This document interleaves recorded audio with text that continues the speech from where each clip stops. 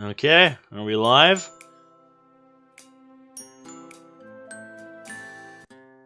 Yes, we are live. Excellent. Hello, Alright. Internet. Welcome to Game Theory.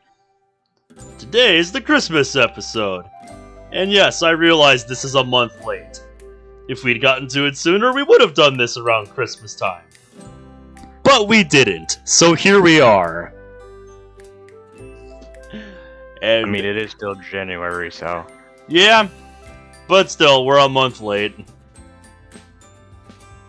But hey, at least we got to it, right? Exactly. So there's an interesting topic I just learned about that I was talking with Zach a minute ago before stream. And that's something I saw in Optimus's most recent video. Oh, Oreo, good timing. Did you hear that in the newest COD games, Activision's deploying AI voice moderation now? Did you hear about that? Because I was just talking about it with Zach. It is one of the dumbest things I've ever seen. And millions of people are getting banned because of it. This is why modern COD is just dead to me. Check COD talk on the server.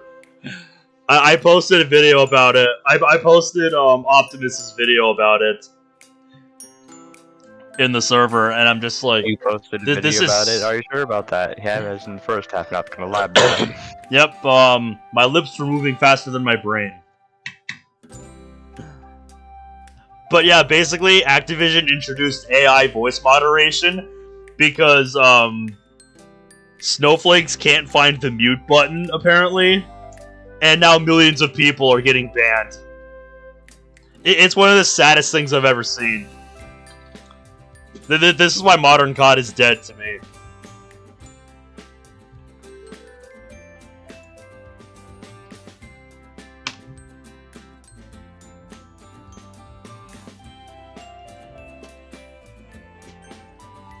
But yeah, I'd love to hear what you think about it, Oreo.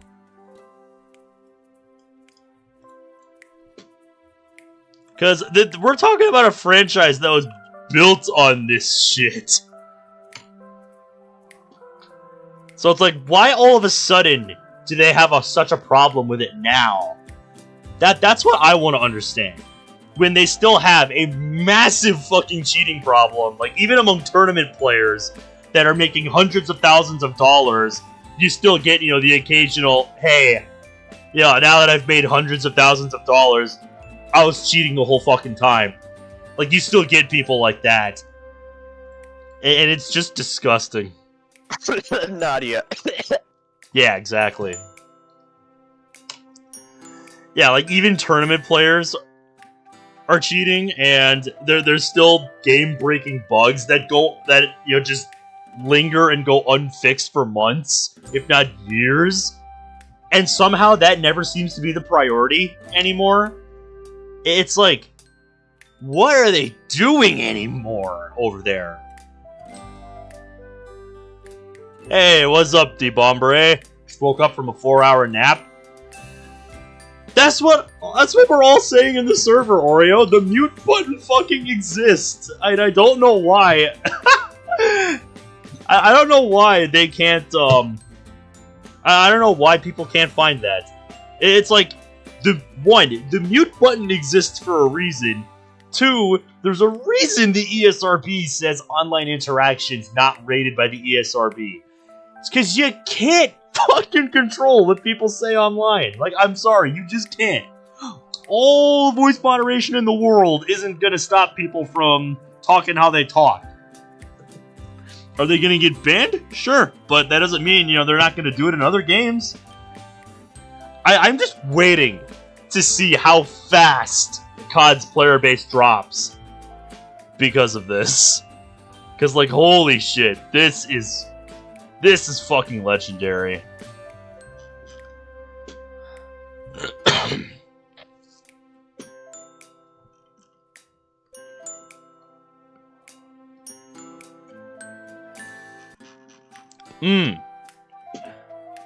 Dude, I just hopped on the Emerald Affection server,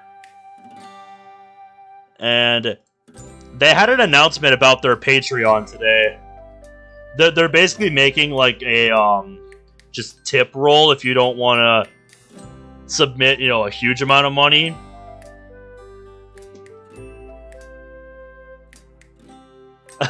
Yeah.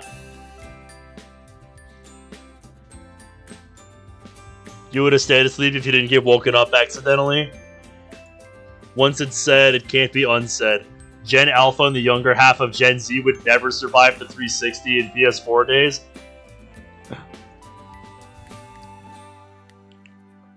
You're exactly right, Oreo. They wouldn't. Like, I saw a video talking about this, and it was absolutely hilarious. I forget who it was made by, but just reading the comments was like a fucking nostalgia trip. Cause everybody's just like, yeah, I was part of that. It was amazing. Also, I really wanted to showcase this fan art from the Emerald Affection server. Cause just look at that. We got Super Monica right here. I can't see it. You've got a sibling who's young end of Gen Z, and most of them most likely could since they ingested certain media at the ripe age of 3. Jesus Christ. Jesus Christ.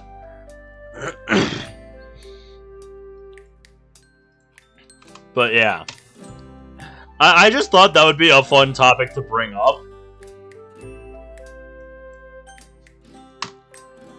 Because it basically confirms to me that COD is just dead to me. Like, no joke.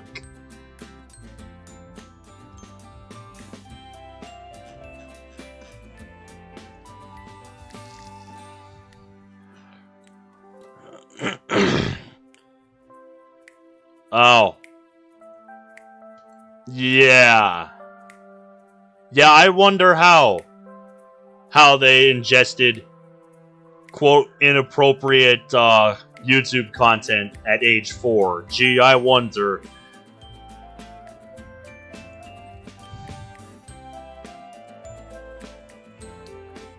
What the fuck is the thumbnail? I think you know, Destroyer. It's because tonight is the Christmas episode. And I think you know what's coming. Even if you haven't played the mod before, like I think you knew where this was going. Since we're on Sayori route. You know?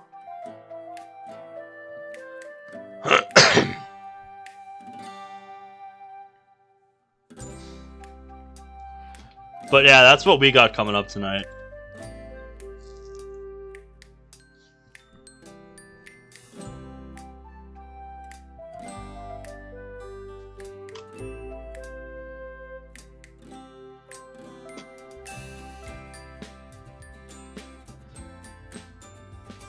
You haven't bothered with the lore after Cold War?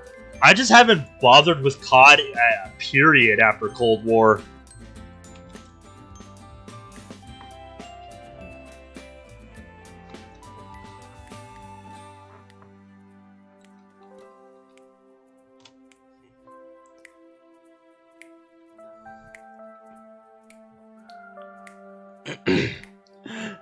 Destroyer says, but what the fuck? Does Zach's PFP look so young? I couldn't tell you. That's a question for him to answer, not me.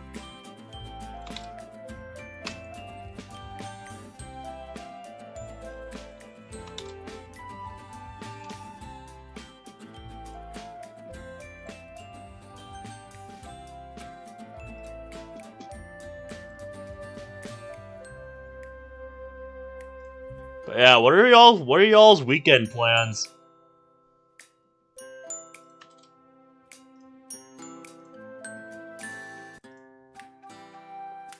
There we go.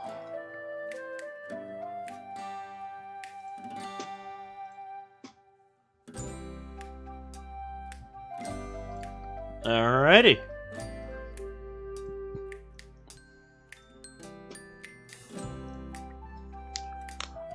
Ugh.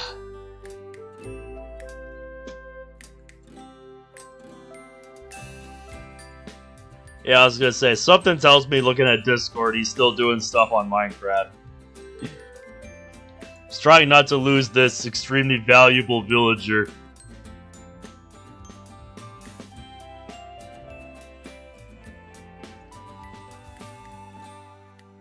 I just wanted to tell you that.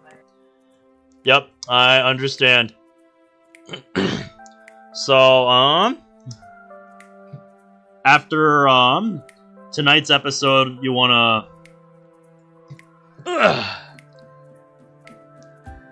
take a couple of weeks off because of some, family business coming up?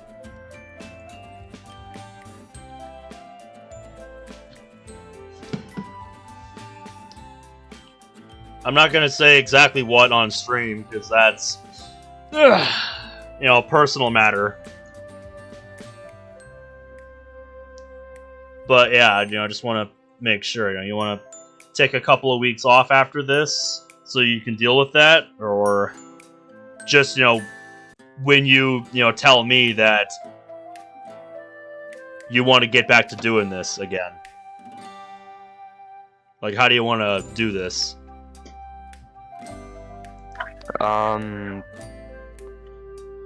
Well, you can just schedule something else for Fridays until I'll say that it's fine.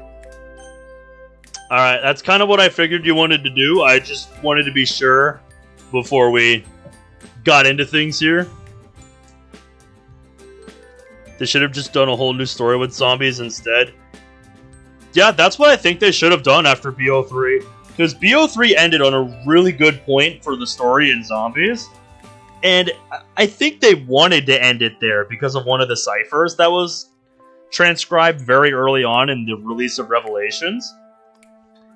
But they kept it going.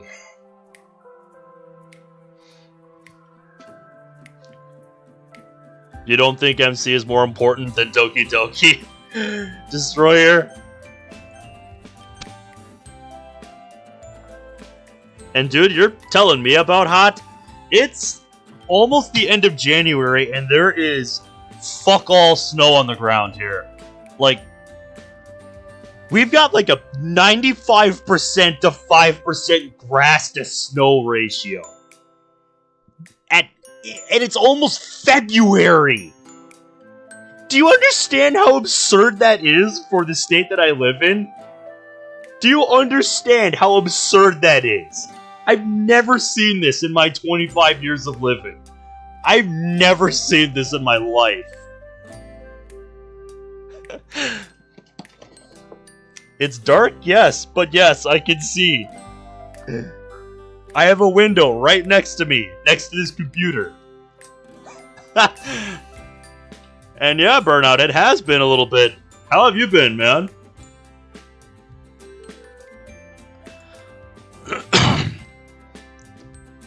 Yep, I really don't know why. Honestly though, Oreo, I kind of feel like the zombie story is in this weird state where like they're trying to, you know, make something new, but not, but you know, still try to incorporate old elements. It's in limbo, basically. Yeah, basically. I haven't really kept up with the story in a long time. I've made no secret of the fact that I gave up on the zombie story after Black Ops 2, but it just feels like it should have ended with BO3, and then BO4 should have been the beginning of a whole new story, and they should have just committed to it, you know, instead of having, you know, the Chaos story, you know, and the Aether story still going on. It's like, it should have just ended with BO3, and then BO4 was a completely new one. Like, completely detached from the previous one. Because...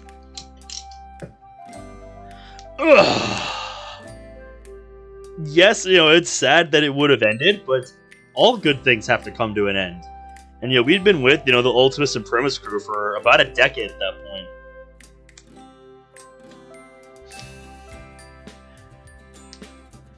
Destroyer says, I'm gonna ask Ma to go to the water park.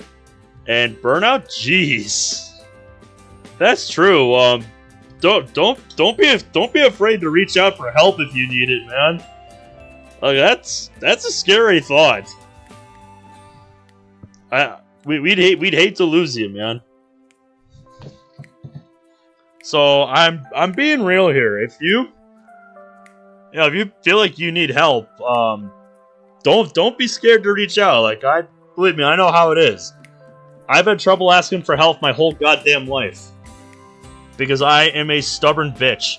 But sometimes you just have to look at yourself and recognize, yeah, I think I need a bit of help right now. But yeah, so yeah, if you're hurting right now and you need you're telling me that, yeah, reach out for help if you need it. Don't be afraid. Don't be afraid to do it. It's really all I have to say, man. I'm sure you know. I just want to make sure. Just want to make sure, man, because that's no joke.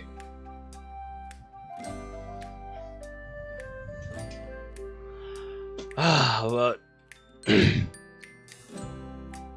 other than that, you doing all right? Also, Storm, how are you tonight?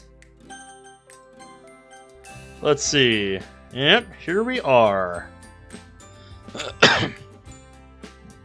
Last we left off, we were here.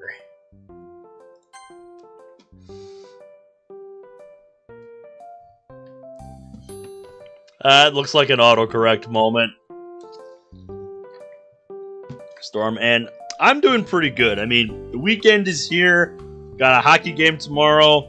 It's Steins Gate weekend this weekend. Me and Caleb are gonna do back-to-back episodes of Steins Gate this weekend. Looking forward to all that. And Zach, sounds good. Yeah, and I'm thinking about doing like a Uno or zombies session in the server before the hockey game tomorrow.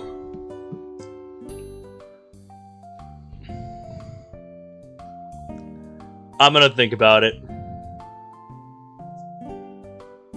Maybe you don't if you're not part of the server. But I'm letting everybody know who is part of the server. So let's see.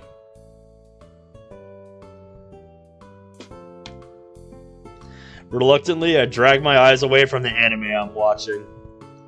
Right when the bald guy was about to punch his adversary. I feel like that's a reference to something. Although the intrusion is immediately forgiven once I realize it's Sayori, telling me she's here. Hey! Someone's in a good mood. Why do you think? It's Grimace, you dunce! One Punch Man reference? I could see that, Zach. I could see that.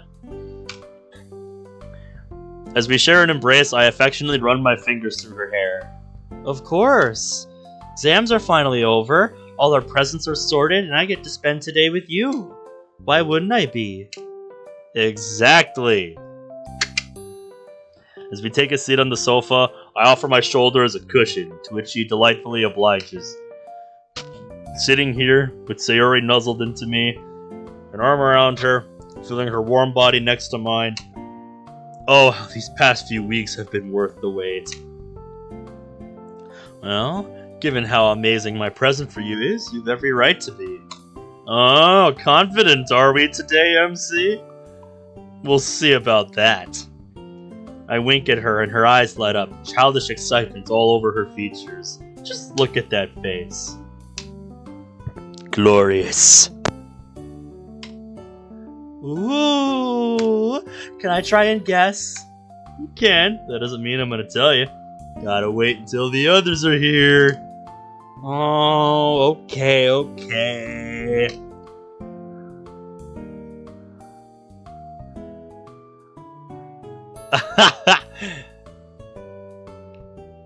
I can take a guess as to what you would do with that sniper rifle if you say so. If Doki Doki was real. Is it a new bow?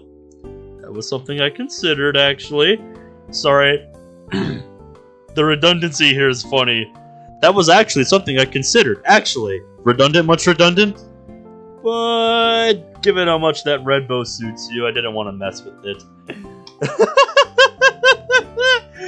Oh my god. The mod Doki Doki Blue Seas would like to have a word with you, MC, because they made it a running gag to change her bow every day.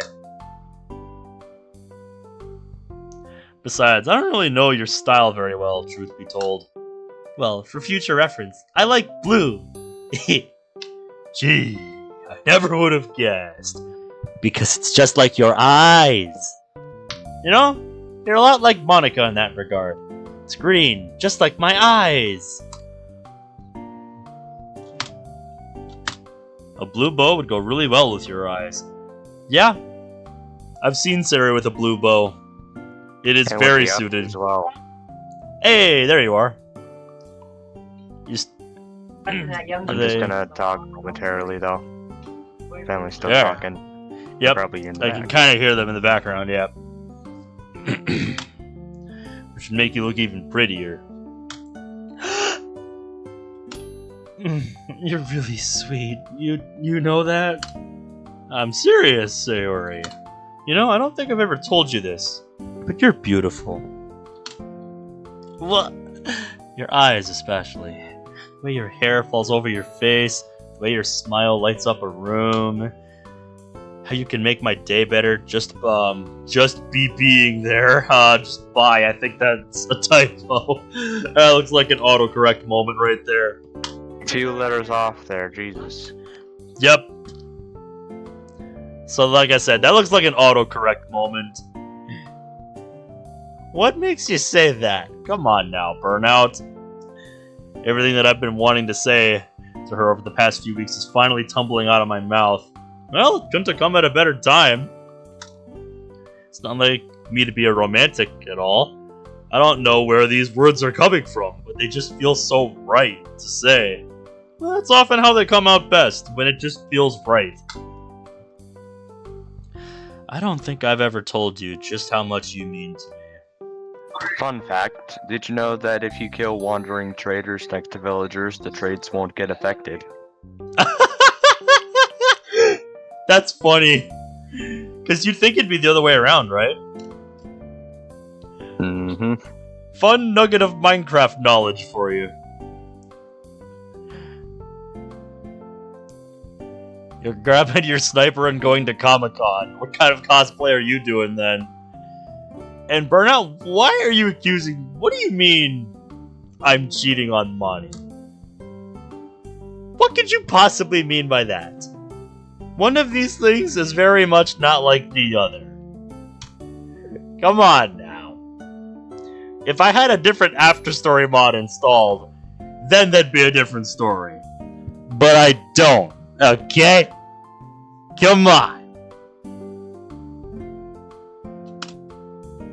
Our faces inch closer, and I can feel her warm breath on my skin. There's a silence in the room, broken only by my voice, which has lowered to a whisper. And I know that our history has been a little inconsistent, but to be honest, you're here now. We're here now, and that's all I care about. Yes, Burnout, I said that because I'm playing a character. My character. Me with my very deep voice. This is my whispering voice. So this is the best whispering voice I can give. Monty doesn't seem to agree with us. She is rolling her eyes. I don't care if you don't like it, though. This is how I talk when I am quiet. You're here now. We're here now. And that's all I care about. Is that right, Destroyer? As all things should be. I sound like an 80-year-old creep when I do that. Can we get a consensus on that? Damn, that's a roast if I ever heard one in the chat. No kidding. Can we get a consensus on that? Because I can work on that. If that is unanimous. She looks at me with nervous anticipation and coos slightly, eyes shining with bliss. Burnout doesn't think so. With my heart hammering, I'm aware of what's about to happen. We both lean forward. Wow, this is really about to... The classic trope. Romantic moment interrupted by insert interruption here. Suddenly, our eyes shoot open, and I'm 100% certain that the immense pang of disappointment that I'm feeling is mutual. Or to put it another way, my disappointment is immeasurable, and my day is ruined. You rented an Airbnb on top of a firefighter watchtower once? Oh. Very fascinating story, Destroyer. How did that end? If there was a brush fire surrounding you. Why now of all times? The heavy sigh, I reluctantly pull myself away from Sayori and head to the door. Hey guys. Ben, let's get this party started, shall we? I chuckle and let her in, waving to Yuri and Natsuki as well. So, this is your house, huh? Technically, it's my parents', actually. She pulls an unimpressed face. Very funny. You keep it in good condition, Ben. Just like how I remembered it. Huh? You've been here before, Yuri? Sayori shoots me an inquisitive look, but for some reason I'm hit with the urge to hastily explain myself. Yeah, for the festival, remember? The fire was so dangerous and big you had to get lifted by a helicopter? Well, I'm just glad you're okay then. Damn, if it got to that point. Wow. Yeah, Yuri and I went Secret Santa shopping together. Oh, you meant that. Had to wrap our presents here. Man, did any of you guys struggle with that? Or was it just me being an idiot and not knowing how to wrap Christmas presents? Natsuki mutters something under her breath. It's because of the coat, isn't it, Burnout? No, I didn't find it too easy either. Yeah, wrapping Christmas presents is not as intuitive as it seems. Either that or I just suck at wrapping. Speak for yourselves, guys. What kind of wrapping? Yes, that is the question. I made that corny joke. Yes, I did. I'm special. Yep. It was a walk in the park. Such confidence, Natsuki. Why don't you go first, then? As much as I like Natsuki, it's always darkly satisfying when she gets knocked down a peg or two. Oh yeah. Especially when it comes from someone as calm and shy as Yuri. Damn. Sounds like it was pretty bad when then. It's from Monica. That's when it's immensely satisfying. Oh yes. Natsuki nervously looks around. Well, is everyone even ready to share? Of course! Come on, Natsuki, who did you have? There's a playful smirk playing on her lips. Okay. The whole mountain was just tree stumps. In 6 hours, the trees were gone. Yeah, that's a hell of a wildfire. That's nuts. I can't say I've ever experienced something like that. So I'm just glad you came out of it okay, dude. Anyway, I couldn't wrap it. Well, for obvious reasons. Duh. She pulls out what looks like some kind of plant from her bag. It's for you, Yuri. A plant? Yeah. It's a peace lily. and I did some research on them. They're really good at improving air quality. Don't really know how, but that's besides the point. That's not important. You don't have to know how something works to understand. You don't have to know how something does what it does to understand what it does, right? Dude. Anyway, I thought it'd suit you because they're supposedly good for boosting your concentration. What's up? Okay, I just went to my orphanage, and apparently I have a villager with the best trade I've ever seen in my whole entire career. Even better than the one you just showed me before stream with the Mending and Unbreaking 3 books? Uh-huh. Insanity. His trades are as follows. Let's hear it. Paper for 1 emerald. 1 emerald and a book for mending. You weren't kidding. And you said what? 1 like sheet of paper for an emerald? 14 pieces of 14. paper for an emerald. It got discounted. It was 24. Yeah. Yeah, the best I think I've seen in that regard in my history was like 18 pages for an emerald or something like that. Because, like, yeah, paper is so stupidly simple to acquire. Yeah, in Minecraft, you can literally automate it. Uh-huh. Yeah, that's crazy. Man, you can get lower than that with paper when it comes to I'm sure you can. Because you can. I'm just saying that's the lowest I've seen.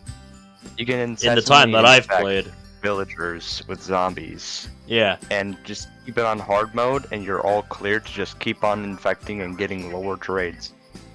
Yep, they say they had to cut them down and drop them into the water because they had so much heat would cause another wildfire. Then the mountain was shut down forever. Nuts. I know you like to read a lot, and these plants are apparently really good at helping you focus and calming you down. Oh, and they're super easy to take care of as well. You got this for me? Unless there's another Yuri in the room. Yeah. Why? Don't you like it? I think it's because you upstaged her, Natsuki, and her gift. No, also, it's not that. I'm just... Man, I want to show you something. Let's see it. I'm just... check Discord. It's just such a thoughtful gift. I forgot that I had this.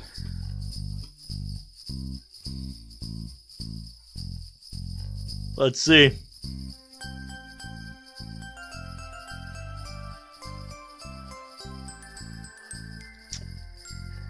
Yeah. This. That's a lot of heads. Yeah, that's a lot of heads. In the end.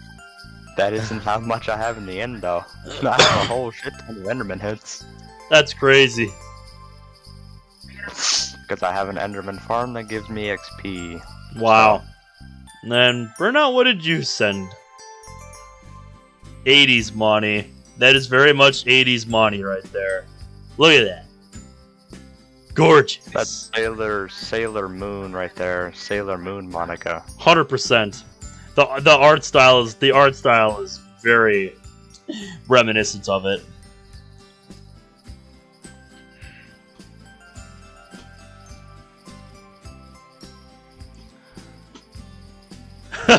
Destroyer says you're a war criminal looking at all those heads. I'm a capitalistic war criminal here, man. Doesn't even deny it. Oh, that's great. You're right. It would make for the perfect environment to sit down and read in. Not only would it help me when I write poetry, but it would also make a wonderful addition to my bedroom. Thank you ever so much, Natsuki. It means a lot. It's just a plant. Sheesh. It's not just the fact that it's a plant, Natsuki. It's the amount of thought that went into it.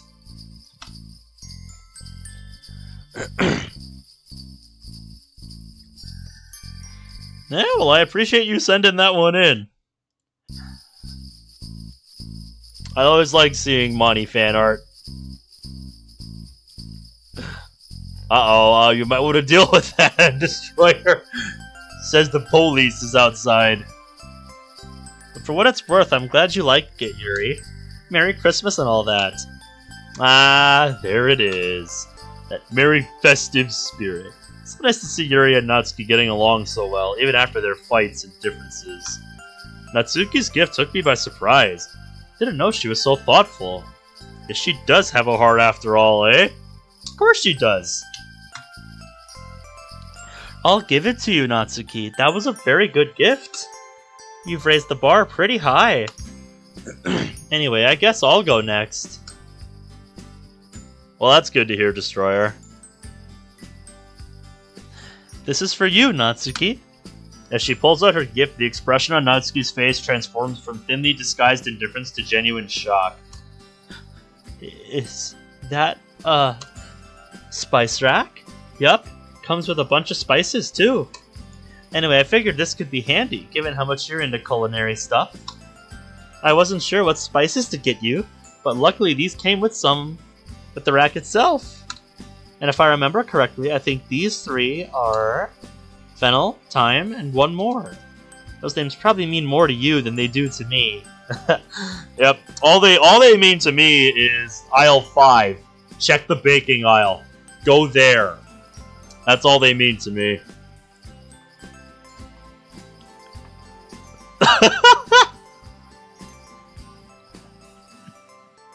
Destroyer, I think you're pulling my leg now.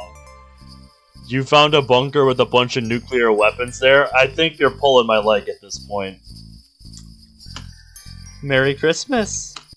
Jeez. This looks like it cost a lot. Monica dismisses her objection with a wave. Money is money. Don't worry about it. She swallows and composes herself. Thanks, Monica. She looks at the floor. That's really nice of you. All good, Nat? Anyway, who's next? Yuri bashfully reaches into her bag. This is for you, Monica. She hands her the small box we wrapped together.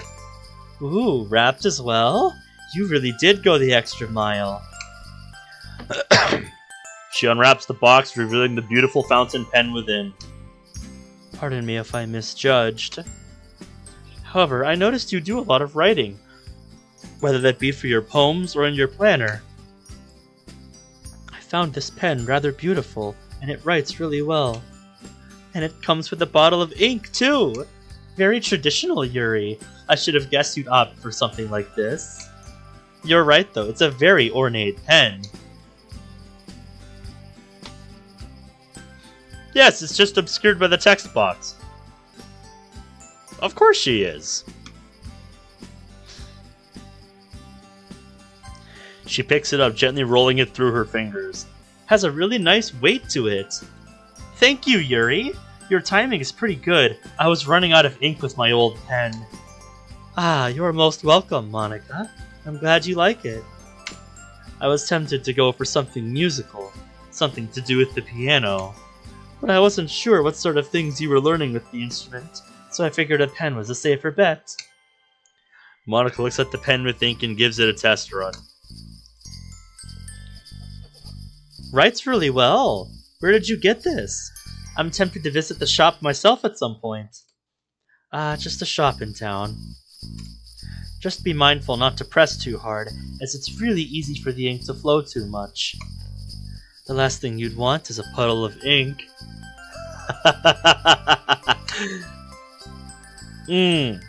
Nice reference, Yuri. And damn. Okay, I just did a trade session in my old orphanage. Only 3 stacks of emeralds. That is so poor.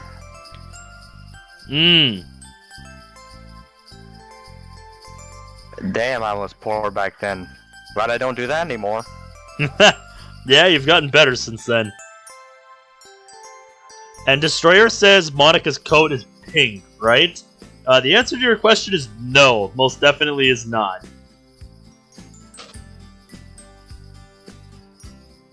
Alright, well, if you're heading out, Destroyer, have a good one. Yeah. Duly noted. Wait, hang on. What about process of elimination? Sayori? Did we get each other? Well, we are the only ones left, so I think we did. Yeah. Of course we did. Who else but us? Well, do you want to go first, then? Here you go. She hands me a medium-sized rectangular object wrapped in snow-themed wrapping paper. Of course. 'Tis the season. Let me guess, a book? All because I joined the literature club. Oh, what? I definitely did not expect to see a younger version of myself smiling up at me. I wasn't really sure what to get you. My first thought was a game, but I'm not sure what you're into, so I thought I'd go for a more sentimental pick. This is one of my favorite pictures of us from when we were kids, so I thought giving you my favorite memory would be a good idea. I remember this day! It was when our parents took us to the fair and we got you that giant cow plushie. Yeah, that's the one. I look fondly at the photo. We're both standing side by side with the cow sitting below us. An impossibly huge grin on both our faces. The cow wasn't much shorter than we were back then. Remind me to never make fun of your ability to pick out a fantastic present, Sayori. This is super thoughtful. The frame itself is a lovely touch as well. Yeah, it's cute. Anyway, I just hope my gift can stack up to yours, Sayori. Here you go. Are those bottles? Yeah, but as you can see, there's also colored lights inside them. Hang on, let me flip the lights off so you can see what I mean. There's a collective ooh as the darkness brings out the light's true potential. Against the blackness, the reds, blues, greens, and yellows flare to life. Feels a bit strange speaking into the darkness. Especially when I can't see Sayori's reaction, though. How's it going, Lisa? Good to see you. Anyway, I got this as a reference, I guess, to your bottles poem. Couldn't help but notice that the bottles represented your happy thoughts. Each light in these bottles are basically a happy memory, happy thought that I've shared with you. Obviously, I've got more than 4 happy memories with you, but I couldn't exactly buy 100 bottles. So how are you tonight, Lisa? Anyway, this is gonna sound really cheesy, but all of a sudden I'm grateful that we're in the dark, because it makes it much easier to really speak my mind. You're my happy thought, Sayori. And I just wanted to give you something that you could keep. It's a reminder of that. Merry Christmas. I flicked the lights back on.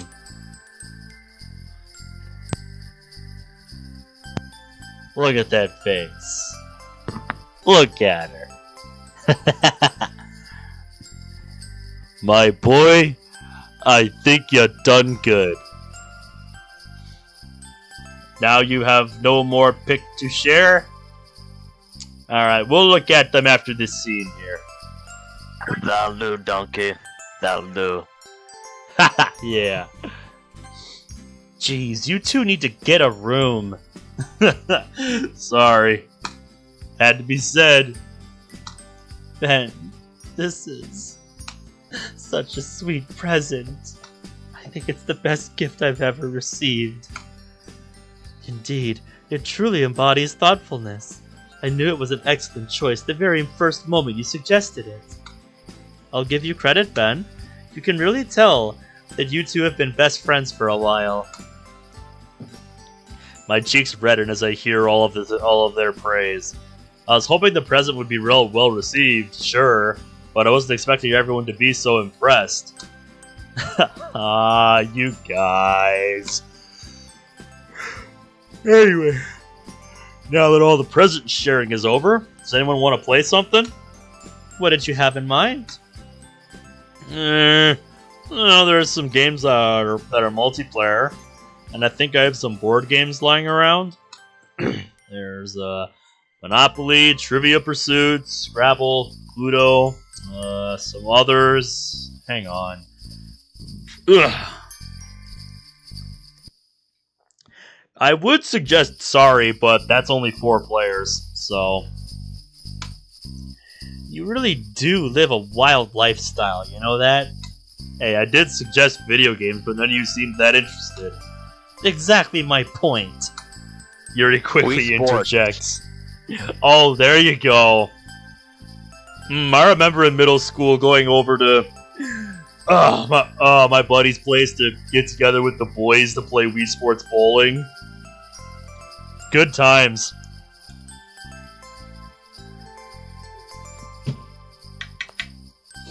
I liked doing the power throws minigame where the amount of pins just gradually increases. They just keep adding another row until there's like 91 pins or some shit like that. However many it was. I think Trivial Pursuit could be fun. Sports games I remember are bowling, tennis, and golf. Yep, there were 2 others on the initial Wii Sports. There was boxing and there was baseball. I think out of all of them... Oh, yeah. I remember baseball. Jay Schlatt played that. Mm-hmm.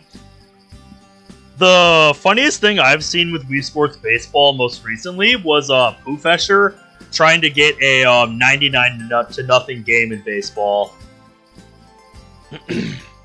I don't think he's ever succeeded in doing that, but it's funny to think about.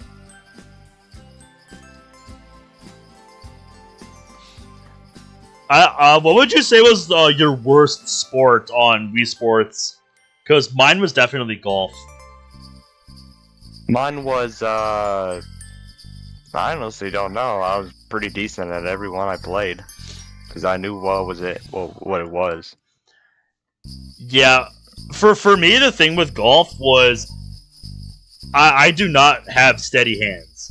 So, trying to keep the club steady when I'm playing Wii Sports Golf, that was a real challenge for me.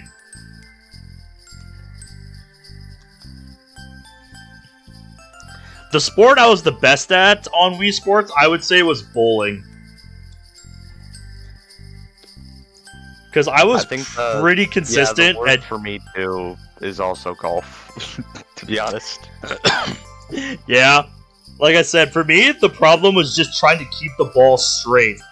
I had a really nasty tendency to either hook or slice the ball, even when I'm not trying to. Like, you know, I'm doing everything I can to keep it straight, but it just hooks. But then bowling, like, I'm really consistent at bowling. I'm pretty consistent at getting strikes, and when I bought my co-worker's Wii a few years ago, I actually bowled a perfect game for the first time in my life. And I was so proud of that, because it's like, it's something I tried to do as a kid, but I was never able to do it. Like, I got into, like, the 240s and 50s as a kid, but I was never able to finish it. Before I figured out Wii Sports was a thing, my family in real life, like, way before I started actually getting into Wii Sports a lot when I was a kid, me and my family would actually go bowling. And I did really well for my age, to be honest. I wish I could say I was anywhere near as good at real life bowling as I am at like Wii Sports bowling and shit. Cause yeah, I'm like 3 times better at Wii Sports bowling than real bowling.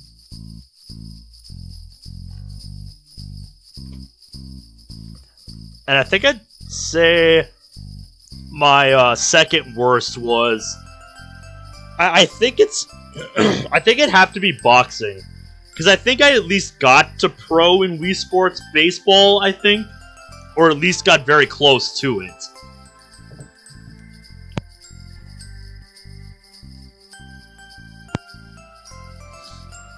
I have never played Wii Sports Boxing at all, so I can't say anything on that. Yep, I don't remember if I ever got to pro in Wii Sports Boxing, but I just remember really enjoying it.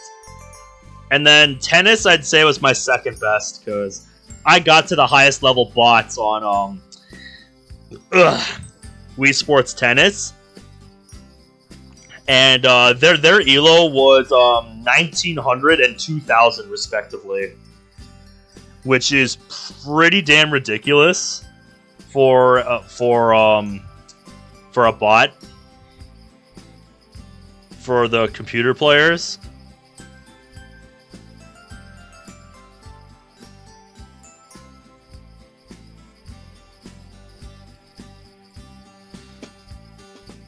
Burnout, I will. Thanks for sending in the fan art. Just thought we would gaze upon that while I'm talking about Wii Sports here with Zach.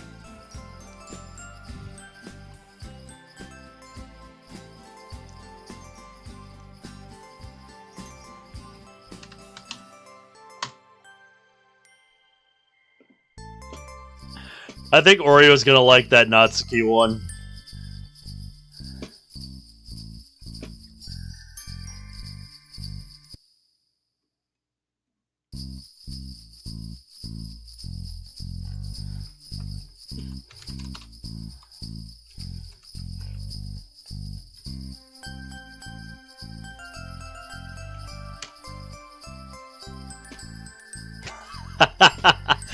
I sent that to him. I'm waiting to see what he says.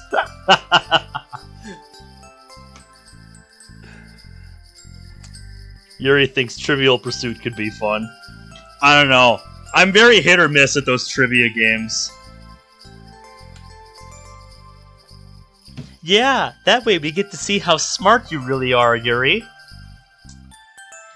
I'm sure you do. Let me know if you find it. Sure, we can give it a go. You're on, Yuri. Oh, I'm not really into competition. Ugh, fine. There better be some questions on manga, though. An hour in, and it's very clear that the game is clearly between Yuri and Monica, who are roughly neck and neck. Everyone's been enjoying it, though. Even Natsuki. Although she tries to act like the whole thing is boring her, I can tell she's having fun. Currently, it's Sayori's turn. The color pink? Oh, the entertainment category. The 90s video game characters Banjo and Kazooie are what two animals? Ooh, I should know this one. Yeah, I swear we played it together when we were kids. Aw, come on, you can figure it out. Can you give me a hint? Sorry, I'll just have to grin and bear it. She pouts, clearly missing the cleverly concealed hint. Come on, man. You can do it. Well, what are the choices? A bear and a bird, a lizard and a bat, or a gorilla and a monkey. Come on. Come on, Sayori, you can do it. I can't remember. I'm gonna go with the bear and the bird. Ding, ding, ding, ding, ding. Yay, I got it right. I totally knew that. Sure you did. If you got it wrong, we wouldn't be friends.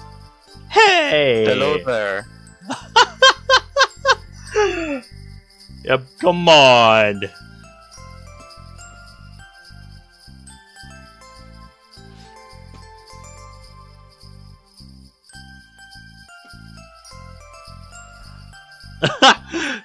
That's just Monica on a Wii cover. That Burnout just sent me. Hey Ben. Yo.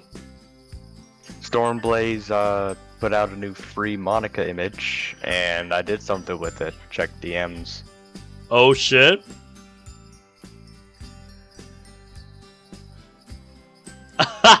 So you did do something with it.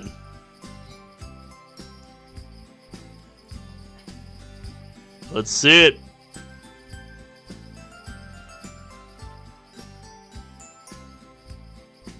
Very nice. Very nice. That is permanent. Very nicely done. And then we got these here from Burnout. We got Monty CG on a Wii cover for DDLC Plus. I mean, that is kind of modern day. You can play DDLC on a Switch, so... Oh, yeah. I like how the Peggy rating is 18.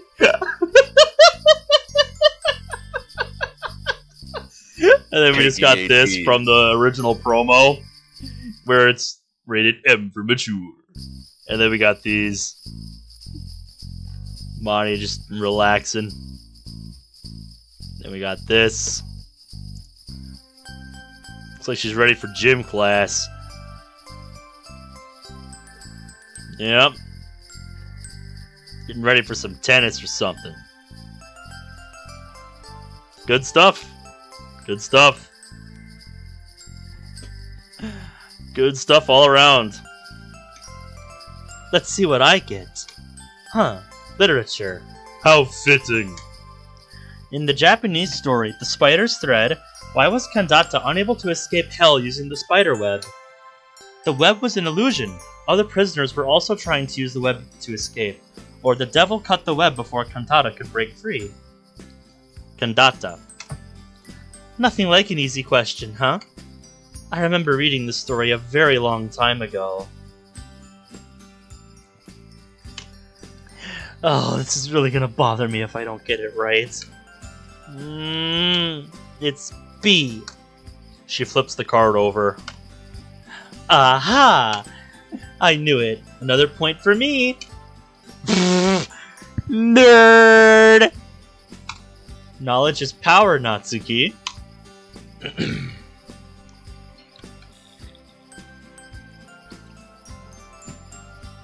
Natsuki mumbles something under her breath. It's all good, Natsuki. You're doing fine. Anyway, if I get another geography question, I'm gonna flip. What does blue mean again? Don't say it's geography. Okay, it's not geography. It is, isn't it? Her eyebrows furrow as she reads the question. What's the capital of Australia? Well, my Australian viewers should know the answer to that one. Sydney, Adelaide, or Canberra? Don't most people get this one wrong? Along with Canada, most people think it's Toronto or Vancouver. Now I get the feeling this is a trick question. Like, I've heard of Sydney and Adelaide, and I would have picked one of those two. Ah, to hell with it, I'm gonna go with Canberra. Oh, that's right. Cool. I would have guessed Sydney if I were in this situation. Because, I mean, that's just the most well-known one, and it's not like I actually know the capital of Australia off the top of my head. So it's like, fuck it. Go with the most familiar one. Like, fuck it, who cares? Pick the right... just pick the most familiar one.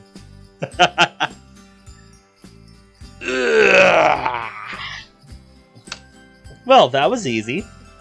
I thought it was Adelaide, to be honest. I would have picked Sydney. Hey! My boy! Who's the nerd now, Natsuki? Shut up. Hello, Sydney. It's an honor. Science one, eh? Which of these arteries is a major artery of the forearm and wrist?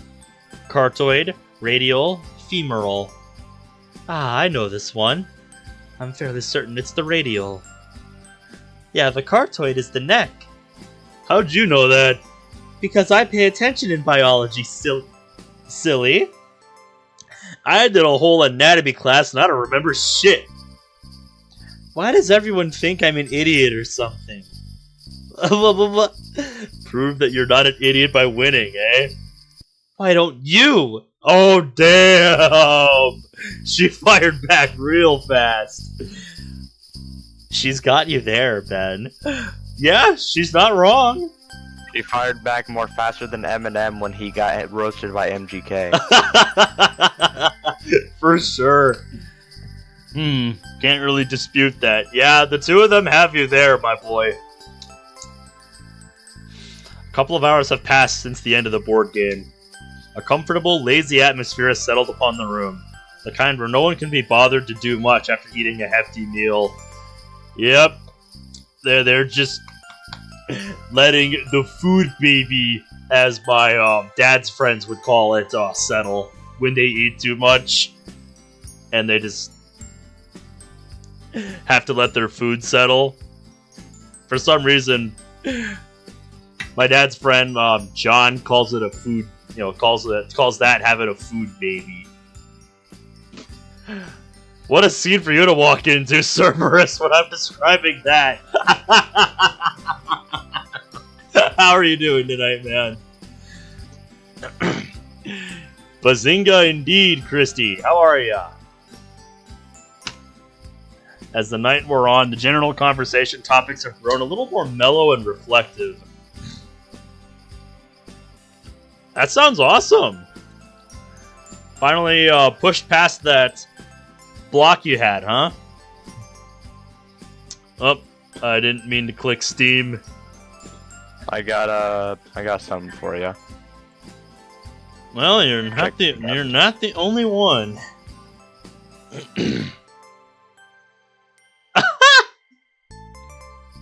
Oh my goodness. You named a little kitty after my tabby cat. Oh Yes. My god, you didn't have to do that. Well, thank you. It's crazy for me to think that our families had that tabby cat for, I think, going on 7 years now. It's so crazy to think about that it's been that long already. Because it feels like just, like a couple of years ago we got her, but no, it's really been that long. Then Burnout has some stuff for us too. Destroyer, if you're watching this in the future, I guess these are for you. I like this one here. I just want to envision the scenario that led up to it. And then this one here. This just feels like what would happen if me and Monica got to clash in a FPS game. I love that. Monica and then this one. This is a fucking forum weapon right here. I've seen this one. This is fucking delete this. That last one is her playing paintball. Absolutely. Your mere days from buying Toho 12, Cerberus. I've always thought about trying out one of the what is it? Is it Toho or Tekken? Damn it, I can't think of which one it is. I did just accidentally open Steam, so fuck it, let me type it in.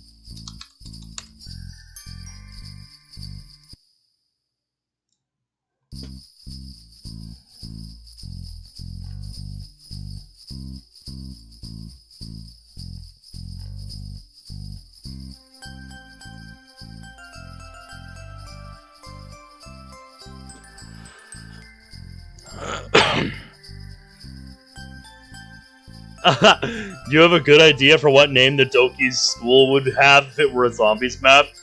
Their Yundere house? I would love to see that. I sent you something.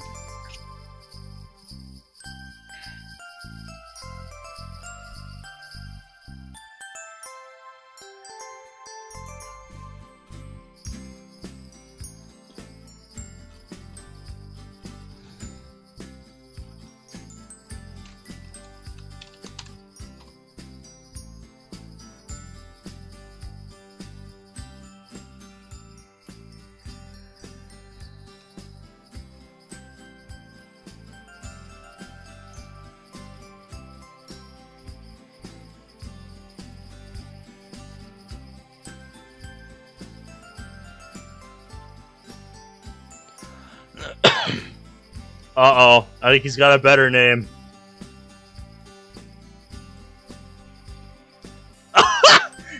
Oh my god. Zach, where did you find this? I searched it up on Google. I guess, but... Holy shit.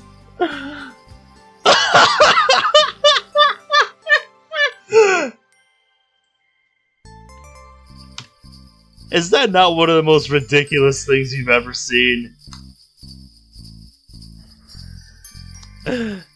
Dein Realität. Your reality in German. Dein Realität. Reality. Monica's about to rip him. She seems to like the idea. Look at it. Look at her on stream. Maybe it's a sign.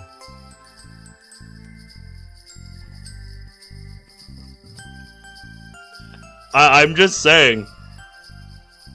With all of these classic Doom videos that have been in my YouTube feed lately, and now this, and Monica blessing the idea, maybe it's a sign. Maybe that's what you should do for next week's Friday. You know? I'll think about it. Start with Alright. which one do you think about starting first with though? Either 2016 Classic Doom or Eternal? I'll have to think about it. That does happen. Monty with paintball would look like this, says Burnout. 2016 Doom is kind of a horror game in most people's eyes.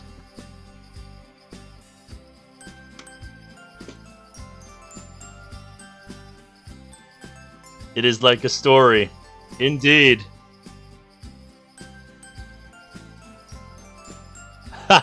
What do you mean? What? I'm reading Burnout's message. Avant-Garde France says even faster. What even faster? And what did I do with my voice? Cerberus said, when I did said Zach rip just and contract tear? both constipation and throat cancer in one sitting? What the hell was that voice? I Was thought it it was when I pretty said good. rip and tear? I think that's what he's referring to, yeah. We're all lounging in the living room. Sayori is next to me and I'm fighting the urge to cuddle up to her. I don't know if she wants to tell everyone that we're together yet. As I'm trying to figure out a way to talk to her in private, she suddenly springs up and whispers in Monica's ear. Both girls glance in my direction as Monica giggles. Both of them get up and head over to the kitchen, whispering conspiratorially to one another. The strange change of behavior causes me to raise an eyebrow. Definitely, yeah. I get what you mean, Burnout. What are you two doing? Oh, you'll find out soon. Something about the sing-song way of how she delivered that line rouses my suspicions further. Mm-hmm. I glance over to Natsuki and Yuri, but both are holding a poker face. Well, as good a poker face as they can manage, that is. How do you guys know what's going on? Oh, he's so gonna mess this up. Natsuki, don't be so rude. What? Come on, this is gonna be so funny. You guys know I'm literally sitting right here, right? Yuri shoots me a sympathetic look. I would tell you, but I've been told not to. It'll ruin the surprise. Can everyone drop the Illuminati stuff and just tell me what's got in...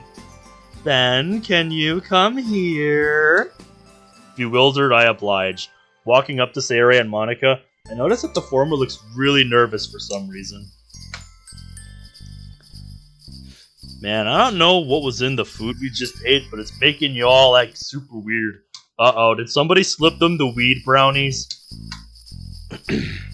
Monica steps away from us. Cupcake from 2.5 Men. Natsuki, what did you do to the cupcakes? Monica steps away from us, shooting Sayori a wink as she does so. Look up, Ben. Half expecting some sort of cryptic hint on the ceiling, I oblige. Uh-oh. Oh no! Is that a mistletoe? Mistletoe that earlier I'm fairly certain was not there. The classic. I'm fully aware of what you're meant to do under it. As Sayori shuffles over to me, my heart starts pounding once more. It was nerve-wracking enough when it was just us two earlier. You set this up with the girls, didn't you? A poorly disguised look of innocence on Sayori's face tells me all I need to know. I should have seen this coming. But a time to forget how crafty you can be, Sayori. She's standing right in front of me now, expectancy clearly visible on her features. Do you want us to look away?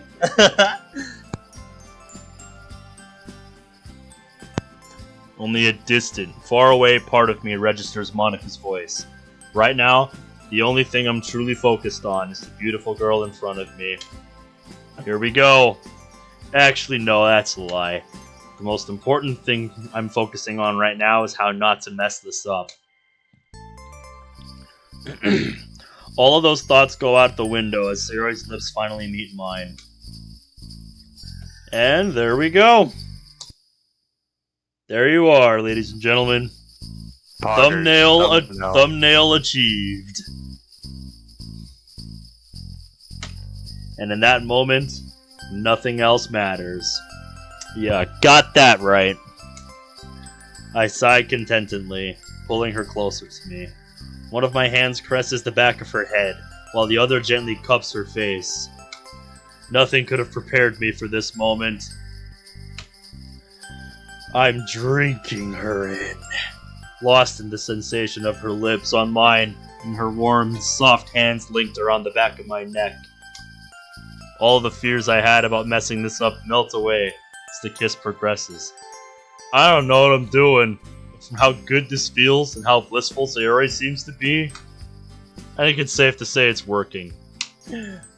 Men don't give a shit.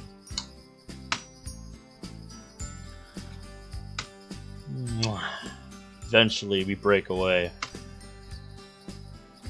It's impossible to tell how long that kiss went on for. Seconds, minutes, years. As I open my eyes, Sayori's beautiful face fills my vision. There's such a tender, heartfelt look in her eyes that I've never seen before. Oh, that adorable giggle. Sheesh, you two. I knew it. Natsuki rolls her eyes. Duh, wasn't it super obvious when Sayori asked us to bring the mistletoe? No, I meant ever since Ben joined the club. I had a gut feeling they liked each other. Childhood sweethearts, eh? That almost sounds like a trope. Because it is. The way you two spoke about one another, it was ever so endearing. I'm happy for you two. Yeah, congrats on all that. Just keep the mushy stuff outside the club, okay? I grin weakly. I'll do my best. That never happens. Man knows no restraint. Burnout says, bro, the boys.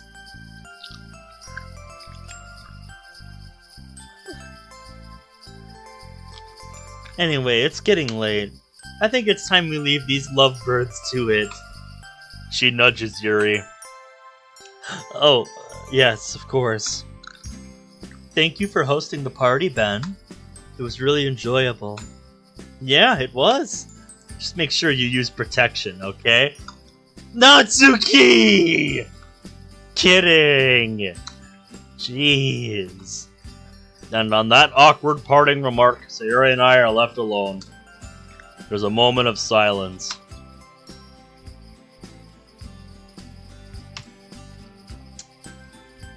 Yeah, what a hell of a note to end on. Ben? What's up? She bites her lip, looking away. There's traces of anxiety on her face. Can I ask you something that might sound a bit weird? Sure? Was it okay for us to kiss? I mean, wasn't the mistletoe idea yours? I know, but it's just... Well, my heart is telling me that this is all okay, but my brain is telling me... Well, it's being a bit of a meanie. This was the right choice, right? Sorry, I know this might sound really sudden. I didn't want to say anything while the others were here. Sorry, it's still so confusing.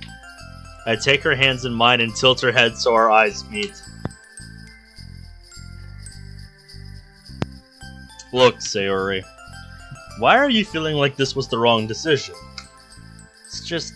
It's kinda hard for me to stop believing that I'm not worth your love and attention. The last thing I want to do is drag you down and have you waste your time on someone like me. But at the same time, I'm trying to stay hopeful and listen to my heart, just telling me that it's okay to go for what I want. Yeah, it absolutely is, Sayori. It absolutely is. Well, did you enjoy the kiss? Because I don't know about you, but I really enjoyed it. She blushes. I did, yeah. You're a good kisser. Well, I've never been happier. Whenever you're around, I'm always in better spirits.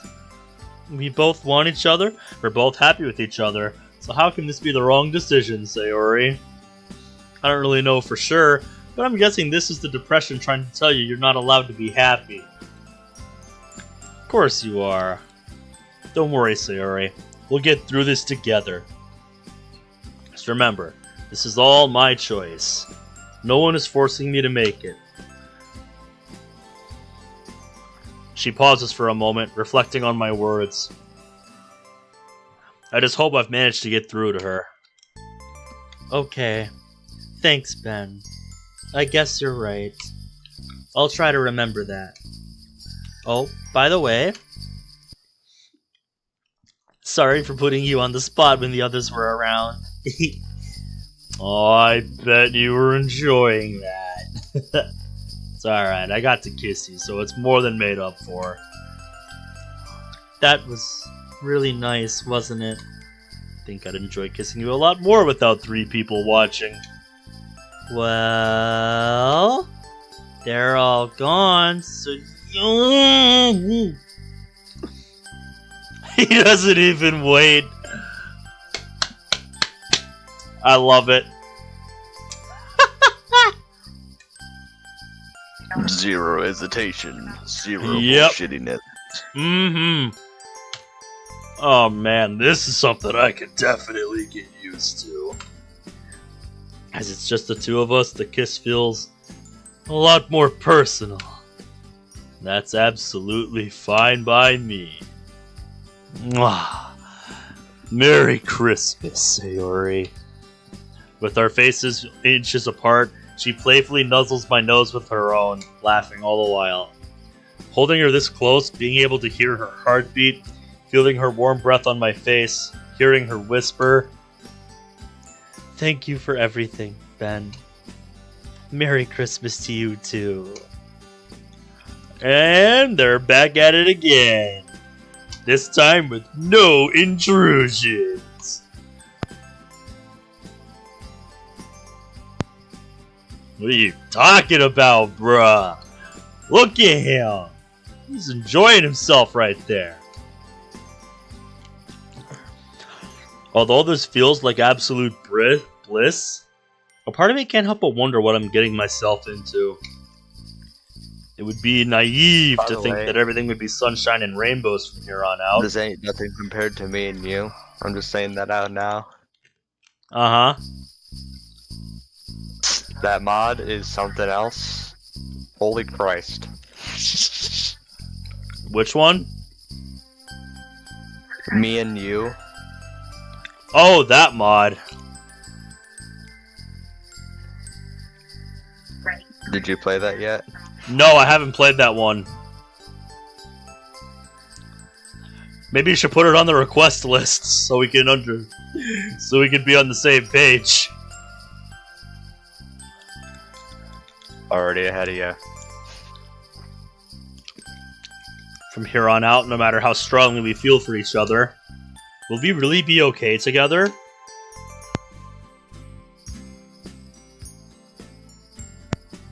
Perhaps there's no sense in worrying about the future so much.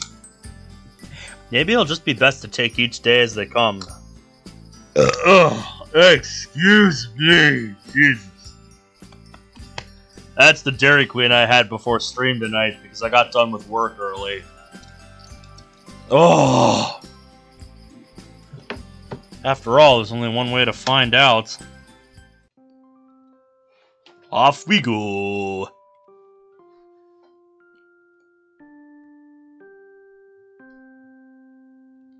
I forgot how to do requests. Alright! It's been We that did long. make it to Act 3 tonight. How about that? Nice. Hey, Ben. We have the request guidelines channel for a reason. In case you forgot. Oh, I have it hidden. Sorry, hang on.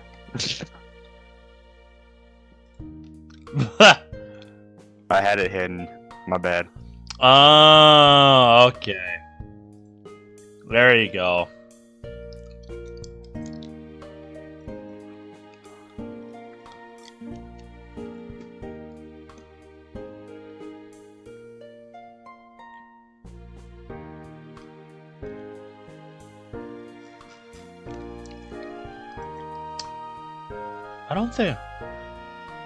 I don't know that I've ever heard this.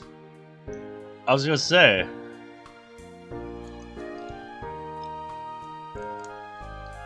I think this is the first time I've really gotten to appreciate this Act 3 track for Blue Skies. Oh man. So yeah, we got right up to the end of Act 2 the last time we played this mod a few years ago. Wow.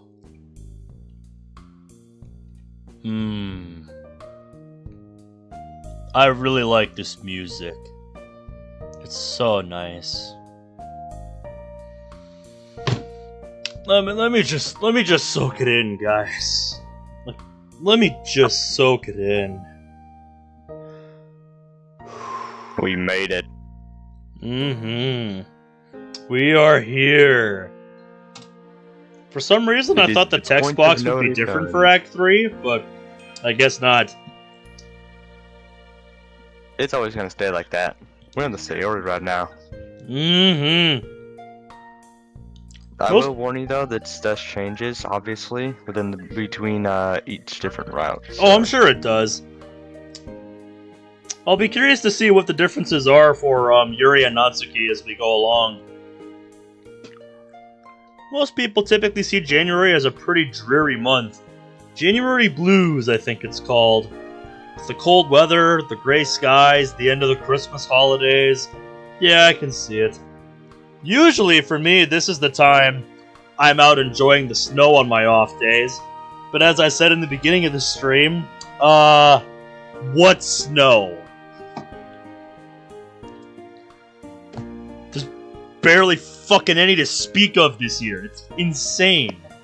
And then for me, what sun? Yep, then there's you.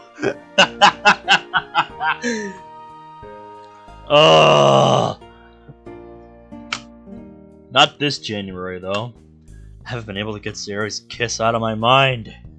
It's so hard to believe she's actually my girlfriend now. Yeah, we'll believe it, boy.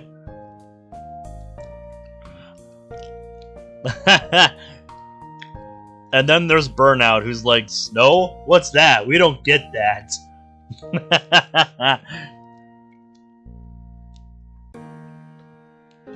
You know, there's this interesting thing that I have seen among people who grew up somewhere, you know, where they don't get it.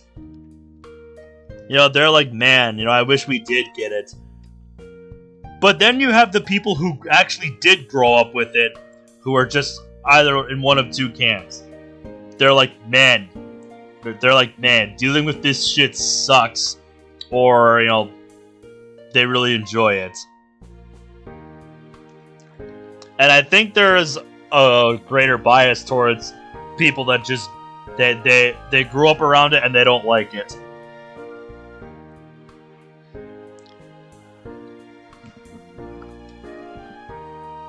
Yep, we had some for Christmas, and now it's like, you know, in the 30s and 40s. It's gonna be like mid-40, I think, next week. At the end of January. What the fuck is this winter, dude? This ain't no winter I've ever lived through, I'll tell you that. Just 4 months ago, we hadn't spoken in years.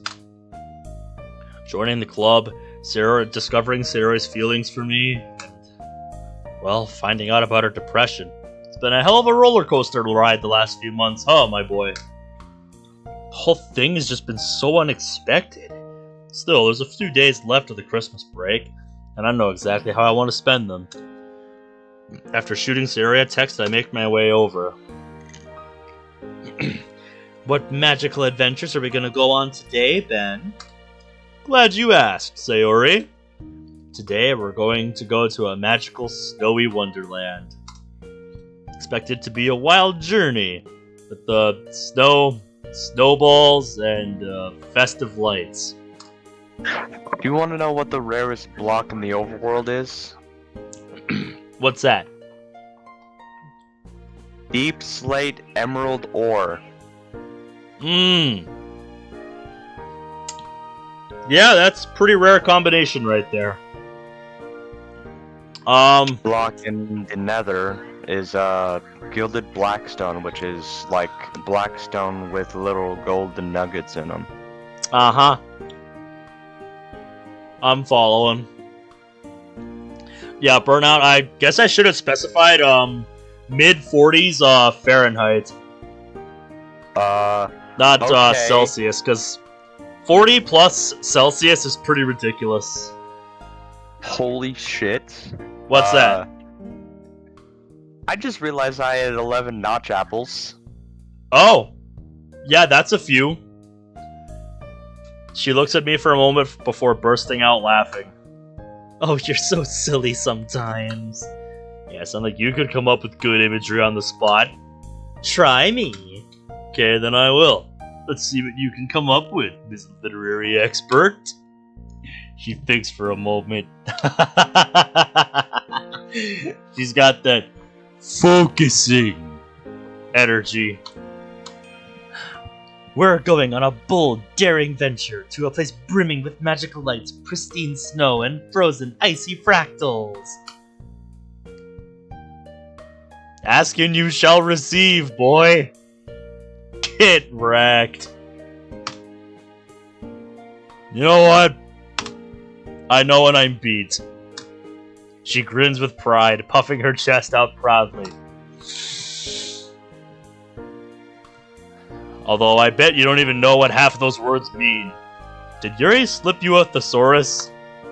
I expected my jibe to earn a pout from her, but she stands firm.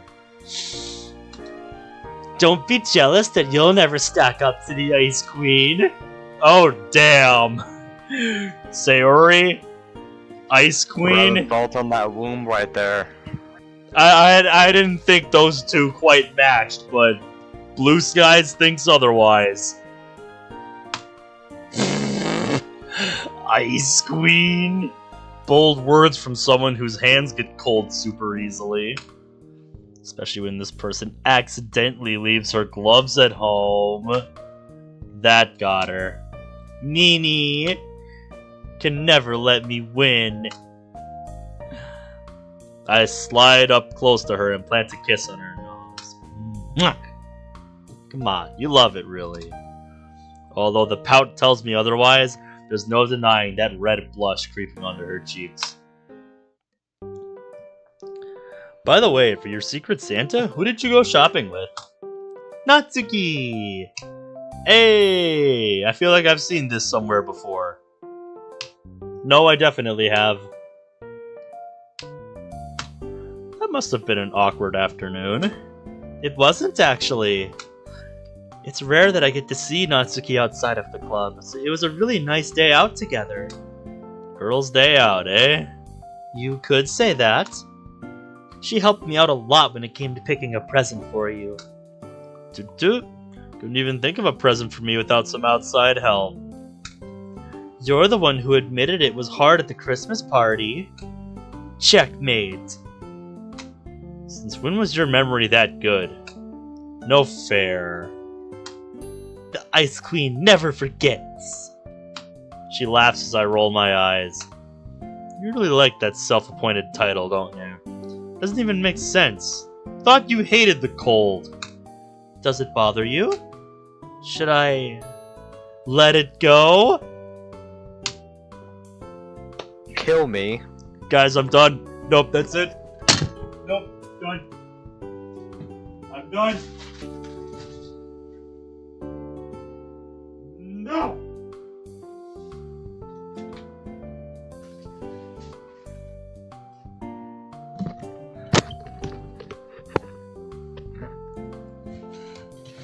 Well, I guess we know what era this mod came out in then.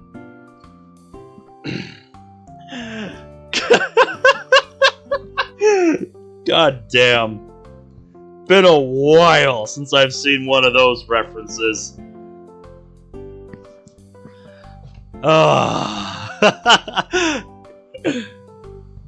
Burnout, it was a joke.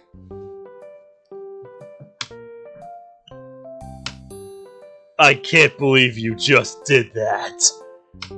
She giggles sweetly, playfulness laced in her laugh. Anyways, she was really stuck on what to get Yuri. There were the obvious choices, like a new pen, a book, or something to do with tea. She was considering getting her one of those, but she said she wanted to go for something that wasn't so obvious. She can really be thoughtful when she wants to be. Yeah, I got that impression. The look on Yuri's face. Man, she really wasn't expecting the lily at all. I'd have thought Natsuki would have just gotten her a horror book and be done with it. Satsuki. Nice. Yep, I merged those two words together. Thought and Natsuki. Thoughtsuki. That is a horrible mental image. Forget I said that. God damn it, Zach. Triple Trouble fans rejoice. Oh god, now I'm scared for when I have to play that mod. Well, that's the thing. Natsuki said she likes to surprise people. Once you get past her prickly side, she really has a big heart. Not exactly hard to have a big heart when you're that small, though, is it? Ben! It's a joke! It's a joke! Although, please don't tell her I said that. Only if you buy me chocolate. Doesn't sound... And maybe some cookies? Anything else? Black massage? A back massage? Why did I thought that said black massage? What the hell does that even mean? A back massage? A Ferrari? Perhaps a holiday cruise to the Caribbean as well? My lips move faster than my brain, apparently, when I'm reading. Well, now that you mention it, you'd be so lucky. What are you gonna have, Sayori? Hey! Her eyes whiz over the menu. Given the abundance of cakes, buns, and other sweets, I'm not expecting her to reply anytime this decade. Cinnamon buns again? No, actually. I think I'm gonna try the sponge cake. It looks so soft and delicious. The genuine excitement on her face is so endearing to see. And to think a girl this adorable is mine. Don't let it get to your head, boy. After giving our order to a waiter, I can't help but reach across the table and take her hands in mine. She looks a little surprised initially, but soon rubs my hands with her fingers, smiling shyly. You know, that's something I've always loved about you. How adorable you are. Huh? Like even right now, you're getting really flustered, aren't you? Me? No! What? It took me a while to realize my feelings for you. Ever since that tickle fight we had back in September, I remember seeing a look in your eyes. You're in a really, well, awkward position. You looked at me with a look I've never seen before. Yeah, I remember that moment. I had no idea how to react. It's the first time we'd spent time together outside of school in a while. I was really happy that day. Me too. I guess that was the first day my feelings for you began to bloom. And over the months, those feelings grew stronger. You gave me a bit of food once, and your hands brushed against mine. I remember thinking about how soft your hands felt. It took me totally off guard.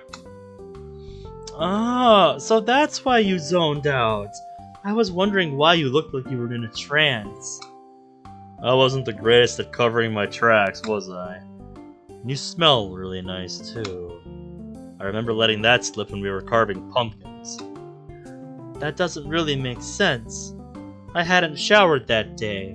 I don't know, maybe it's just your natural scent then. And it makes me sound like a real caveman, doesn't it? At least you're a very handsome caveman. God damn it, Sayori. Not the response I wanted to hear. Now it's my turn to go red. Finding my weak spot, Sayori grins and opens her mouth, no doubt eager to watch me flail for a change. Thankfully, her moment of opportunity is interrupted by the waiter bringing us our food. Another huge smile appears on her face as the cake is put in front of her. It's really hard not to put a smile on her face, is it? Really not hard. Sorry, I read that wrong. Watching her eat is a sight to behold. It's almost like she's inhaling it straight into the bottomless pit that is her stomach. Much like Kirby in that regard. What's the matter, Ben? Compliments making you turn red? You know, it was really cute seeing how nervous you were when you warmed up my hands. You were stuttering and everything. Something tells me it wasn't because of the cold. Guilty as charged. My master plan worked. Should have known it was all a ruse. And again, I got to hold hands with you, so aren't we both winners? Don't take my victory away from me, meanie!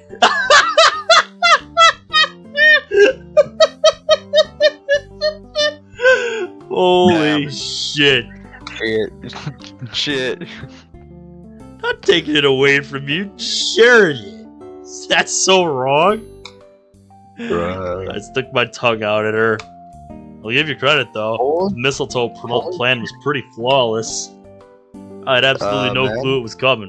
What's up? I found while trying to go to my portal to find some mushrooms, I found ancient debris in the walls of my tunnel. Oh wow. What are the odds of that? Very high, because they don't spawn at this level. Wow. That was so much fun to plan with the girls. Yuri felt bad, but Natsuki and Monika were all for it. You looked absolutely terrified when you saw the mistletoe. Well, Duh! It's nerve-wracking enough when we almost kissed before the others arrived. Then I had to do it with 3 other people watching. Plan almost backfired on you, though. Huh? Well, it was your first kiss, too, wasn't it? Oh, yeah. Although I had advice from Monica beforehand. On how to kiss someone? Yep.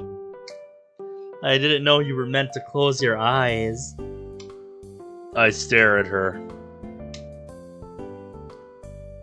Come on, even I knew that! Bet Monica had to teach you a lot, didn't she? I'm not legally obligated to answer that.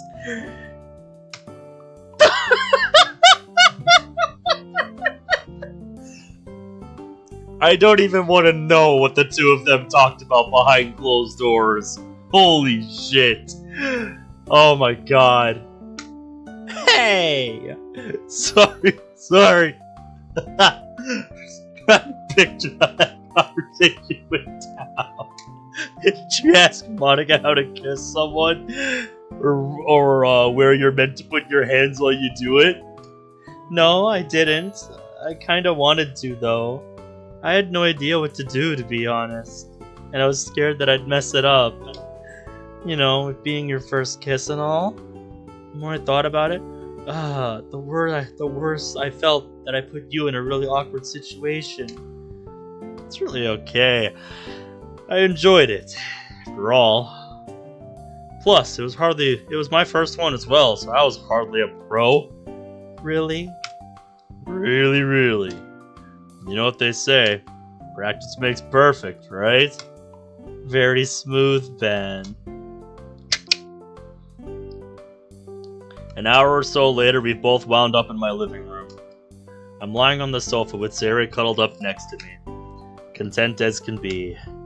You know, now that we're actually together, what are we meant to do? I don't know. You're my first girlfriend, after all. Don't get me wrong. It's really nice to just cuddle up together. But when you think about what couples do together, what comes to mind? I have to pause and actually think about this. Like, go on dates? Which I guess we technically just did at the cafe. Sorry, sir, I'm really just as clueless as you are. That's alright. I guess we do have all the time in the world to figure it out. To be honest, I'm perfectly happy just to cuddle up together. Just being with you, no matter what we're doing, makes me happy. Aww. That's how I feel with you too, actually. Does that mean I can cancel the romantic getaway to Paris then? But France is the romance capital of the world! How much money you got to spare then, Sayori? Does that include pocket money I spent years ago? Yeah, sure. Maybe negative 200 yen then?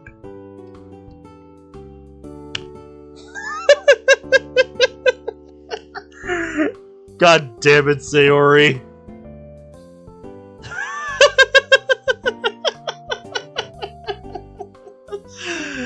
Well, unless the planes are operated by really tired hamsters, I don't think we'll be going to France anytime soon. Couldn't do that with a straight face. God damn it. Holy shit. Oh, good shit.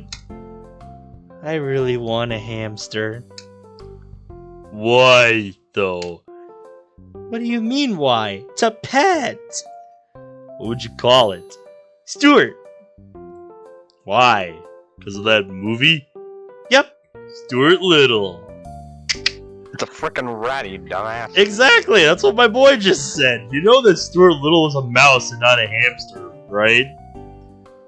What's the difference? Hamsters taste nicer. Is it bad that that actually made me laugh?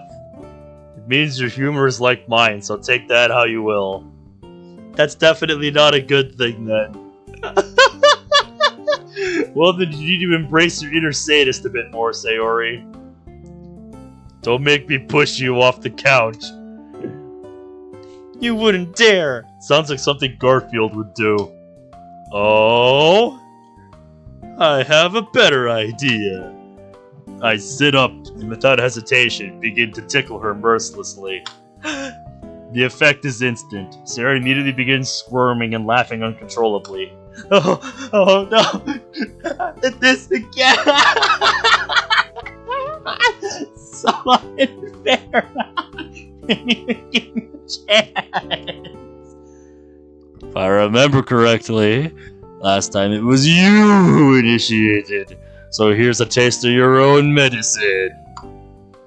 She's writhing on the couch, blue eyes shimmering with tears from her involuntary laughter. Okay, I'm I'm sorry for what I said about your humor. Please stop. As I am a merciful soul, I abate ever so slightly, just to give her a chance to catch her breath.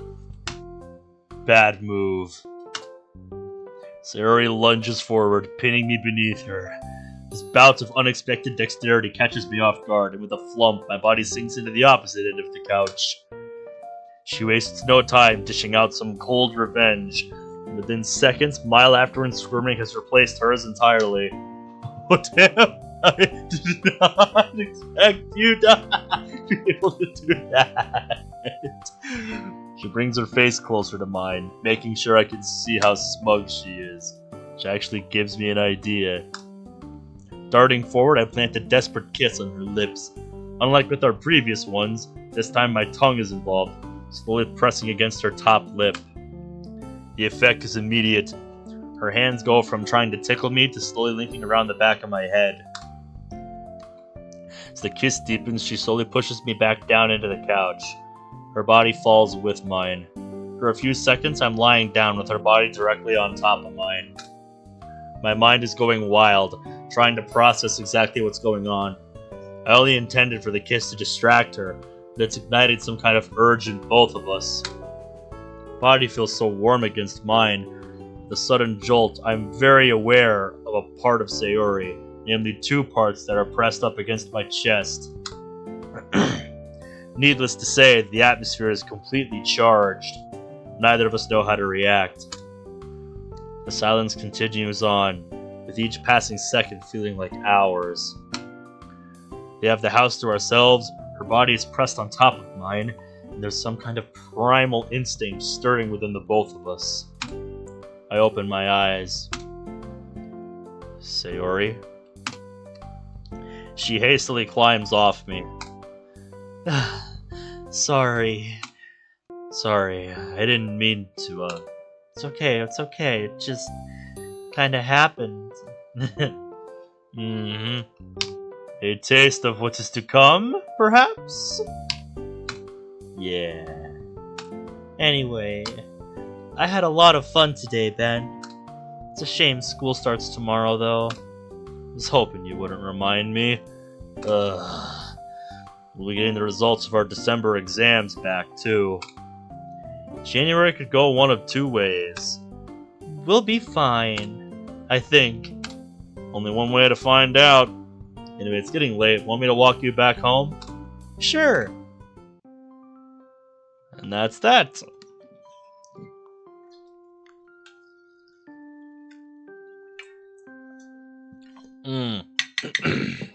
Can see why people say Sayori route is the best one in this mod. And here we are, back in class. Man, the holidays really whizzed by in a flash. Seeing Sayori in the mornings really makes a huge difference to how I perceive the school day. Am I a morning person now? Maybe she really is my sunshine. Just like her poem. She's really made me mushy, hasn't she? Wonder what Mom would think. Hey, how's it going, Jia? Hope I'm pronouncing that right, by the way. How are you doing tonight? Psst. Morning, Emmy. Good Christmas break? So, did it work? Sayori, duh. Are you guys together yet? Going straight in, I see. Well, are you? Yeah, we are. I knew it! Are you Well, I think that's everyone. As the last student makes their way to their desk, Sakurai puts down the register and stands at the front of the class. Hope everyone had a good break. There's a weak, lukewarm murmur. Oh, come on, guys, you've got it easy. Your exams were before the break. I used to teach at a school that held January exams. At least they had a reason to be so unenthusiastic about returning. Anyone got anything cool for Christmas? Yeah, Mom finally came and got me this new pair of running sneakers. Practical for sure. A friend of mine got me a plant. I'm not sure what it is about me that screams Flower Man, but hey, life's full of surprises. Anyway, given I was supposed to start the lesson 5 minutes ago, let's begin, shall we? Normally, I'd eat outside when it comes to lunchtime. Given how cold it's gotten recently, the outdoors has particularly appealed to me right now, though. A lot of students opt to just eat in their home room, especially as the temperatures drop outside. The club room is also a viable choice, and luckily it is always free around lunchtime. Over the Christmas break, we suggested eating there in the club room. Despite Monica saying she couldn't make any promises, the decision was pretty much universally agreed upon. With my stomach gurgling, I make my way over. Yuri and Natsuki are already there by the time I arrive. While they're not exactly best friends or anything, their friendship is much less shaky than it was 3 months ago. That's for sure. You can tell that Natsuki's thoughtfulness really touched Yuri. Hey guys. Romeo himself has arrived, I see. Natsuki. Afternoon, Ben. Monica's not here yet? It's not much of a surprise, is it?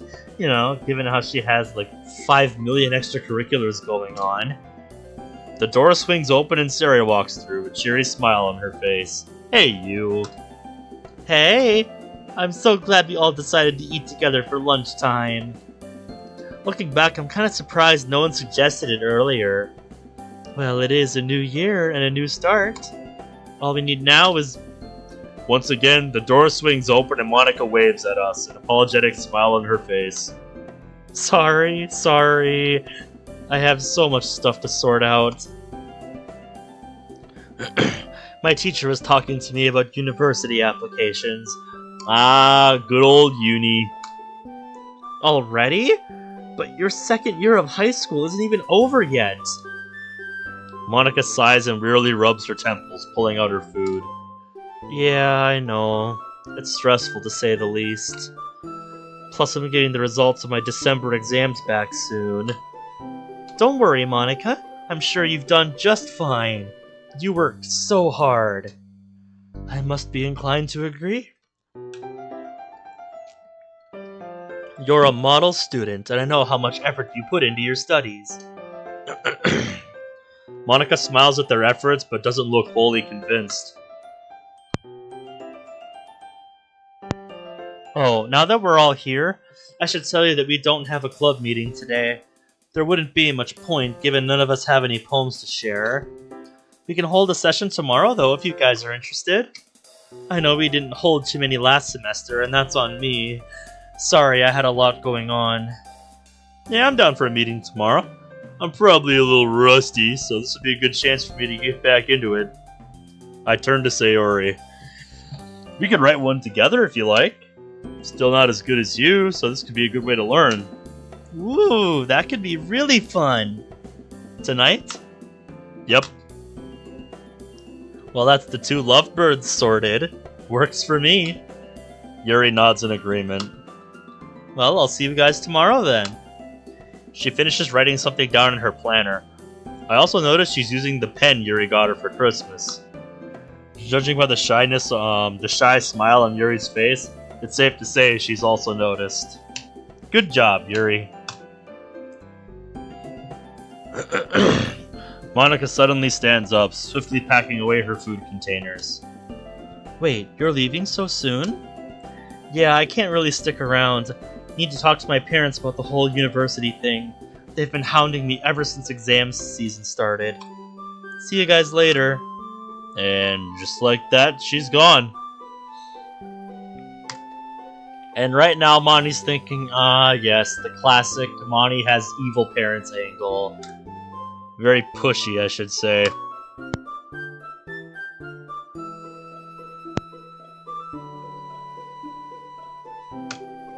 Free time is foreign for her, isn't it? She really has so much going on. I couldn't fathom being in her shoes. The stress would be too much. Oh, those exams you have to take for university? I don't envy you guys in the slightest. Ah, well, we don't take those exams until 3rd year, but I think Monica started her prep recently. Yeah, joys of being a first year, Natsuki. Count yourself lucky because you'll be in Monica's shoes before you know it. Oh boy. Wonder how long it'll be until Sakurai starts asking me the same thing. The question lingers on my mind as the rest of the lunch break passes by. No counter from Natsuki? Damn, that's a surprise. I expected her to snap back at him, saying, I'm not a first year! She doesn't deny it in this timeline. Oh boy.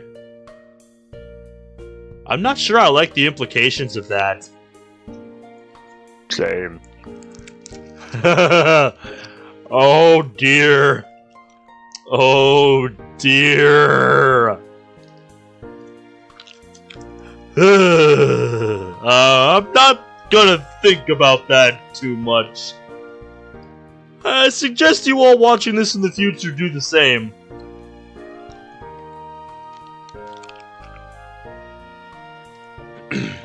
As the end of the school day arrives, I wander down the corridor towards Sayori's homeroom. Along the way, I spot Sayori. I spot Yuri leaving her own classroom. Hello again, Ben. Yuri looks away nervously, fiddling with a strand of hair. You don't have to, of course, but... She stands there, struggling to find the right words. What is it? If you'd like, would you like to walk home together? Huh? You want to walk home with me? Sorry, it's a stupid suggestion. I don't know why I asked. It's not like I didn't want to or anything, I just didn't expect you to ask, that's all. Are you sure? I know you normally walk with Sayori, and I wouldn't want to intrude upon that or anything. You're worrying for nothing, Yuri. Why would she mind? The more the merrier. It's cool. I was just on my way to go find her now, actually, so feel free to tag along. Soon after, I spot Sayori in the hallway. She curiously looks at Yuri trailing behind me. There you are. I give her daring peck on the lips, causing her to blush. I think you mean a daring. Hey! Ready to walk home? Yuri's gonna be joining us this time, if that's okay. I hope it's no bother. Surprise flashes across Sayori's features, gone as soon as it appeared. Oh! Sure, that's fine. Although, I can't come with you guys today. Oh? My homeroom teacher wanted to talk to me about some stuff, so you two go ahead. I'll walk with you two tomorrow. Are you sure? Pretty sure we can wait. Yuri nods in agreement. It's not like we have anywhere to be today. It's no bother. But Sayori shakes her head. No, there's no telling how long it'll go on for. Plus, I think it might be a long discussion. I'll see you tomorrow. Ah, okay then. See you soon. Bye, Sayori. It's not be strange walking home with Yuri. Nothing against her, of course. It's just I'd grown too used to Sayori being there instead. Although Yuri's still fairly shy, I've noticed that she's come out of her shell a little bit, especially when we went Christmas shopping together. Not that I'm complaining or anything, but why did you want to walk home with me today? Well... She looks away and sighs. It's just... not so easy. I don't push it. If my fight with Sayori taught me anything, then you can never tell what demons people are internally battling. Given I still know very little about Yuri, it's definitely best to err on the side of caution. The Christmas period has always been very family-oriented, at least for me. For as long as I can remember, my parents used to put a lot of effort into making Christmas memorable. Especially in this country, the focus on Christmas is on spreading happiness. From what I read, Christmas is much more a festivity concerned with religion in Western countries. But I digress. I haven't spent Christmas with my family in a while. And if you don't mind me asking, why is that? Yuri looks away, picking at her sleeves. I've noticed that she tends to do that when she's upset or nervous. They weren't around this year. There's a pause. I feel like there's more to her answer, but again, instinct tells me to not push it. The Christmas period was very lonely, as you can imagine. Going shopping with you, exchanging gifts, playing with all of the club members. It truly was the highlight of December. Although, it was only temporary. When I got home, I took out the peace lily that Natsuki gave me. It was such a thoughtful gift, but it was also bittersweet. That would have been the type of present that my parents would have got me. So while it was lovely to receive the plant, it was a reminder that my parents weren't the ones to give it to me. Hey Yuri? I had no idea you were so lonely. If you'd told me this earlier, I'd have loved to spend time with you. I had a lot of fun when we did our Christmas shopping. You were really good company and gave really useful advice. Well, you and Sayori are a couple, and the last thing I'd want to do would be to intrude on that. I wave her concern away. Yuri, Sayori and I both like you. You're our friend. You've seen how Sayori makes it her top priority to ensure her friends are happy. It's no problem at all. I'm sorry to bother you with my troubles like this.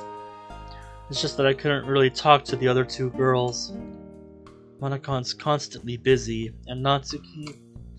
Well, our friendship has definitely improved since you first saw us argue, but not at a stage where you can be comfortable asking her to spend time together?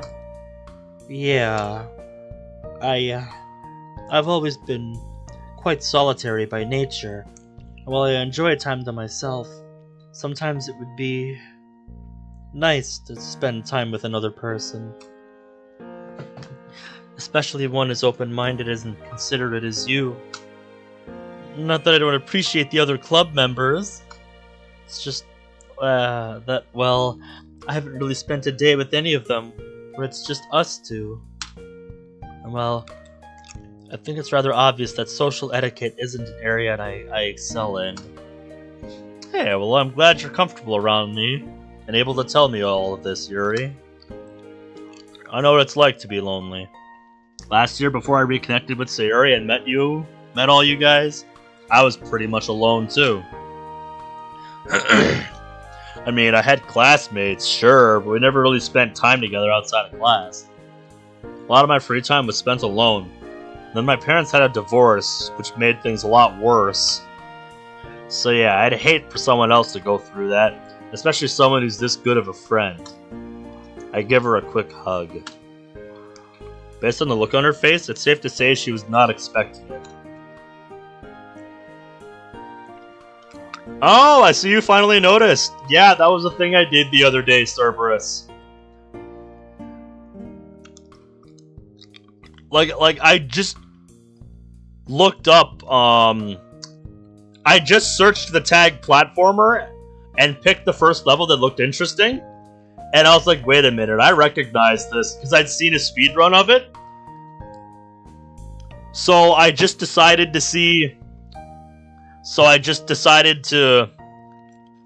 see... alright, how far can I get? Like, completely disregarding the fact that it was medium demon, and I'd never beaten one in my life, regardless of difficulty. I'm just like, this is a platformer demon. Let's see how far I can get. And then I got to the last section within 20 minutes, and I'm like, okay, I've come too far.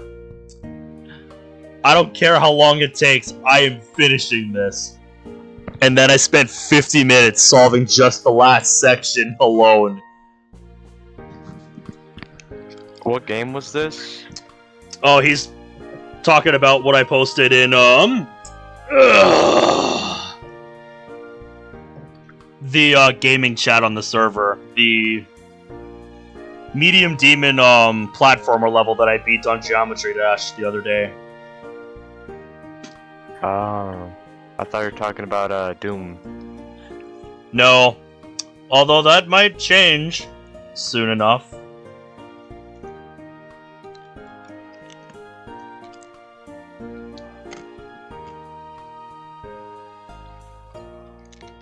Yeah, like, no joke. After beating a map pack, because I'm like, at first I thought, you know what, I'm just going to log in and then go to bed. And I'm like, you know what? I haven't actually played in a while. Let me do a map pack quick. So I did that, and I'm like, you know what? Let me see if I can find an interesting platformer level. So I just searched platformer and found Coaster Mountain, and I'm like, ooh, I like the theme of that. I like the theme of that. So I played it, and yeah, like I said, I would say there's And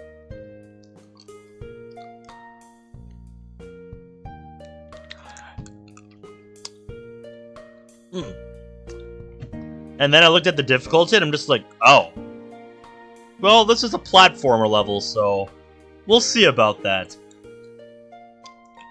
And yeah, I really only think it's the last part of Coaster Mountain that gives it its difficulty. Because I didn't think the rest was super difficult. It's definitely tricky, but I don't know if I would say that it all like qualifies as demon difficulty to me. It's definitely tricky, but like I said, I don't know if I would consider it demon like through and through. You know what I mean? Like, I don't know if it's medium level, but that's just me, and I'm definitely a little biased because I'm pretty nice at platformer games. Like, I'm definitely better at platforming than standard Geometry Dash, so I think that definitely played a role.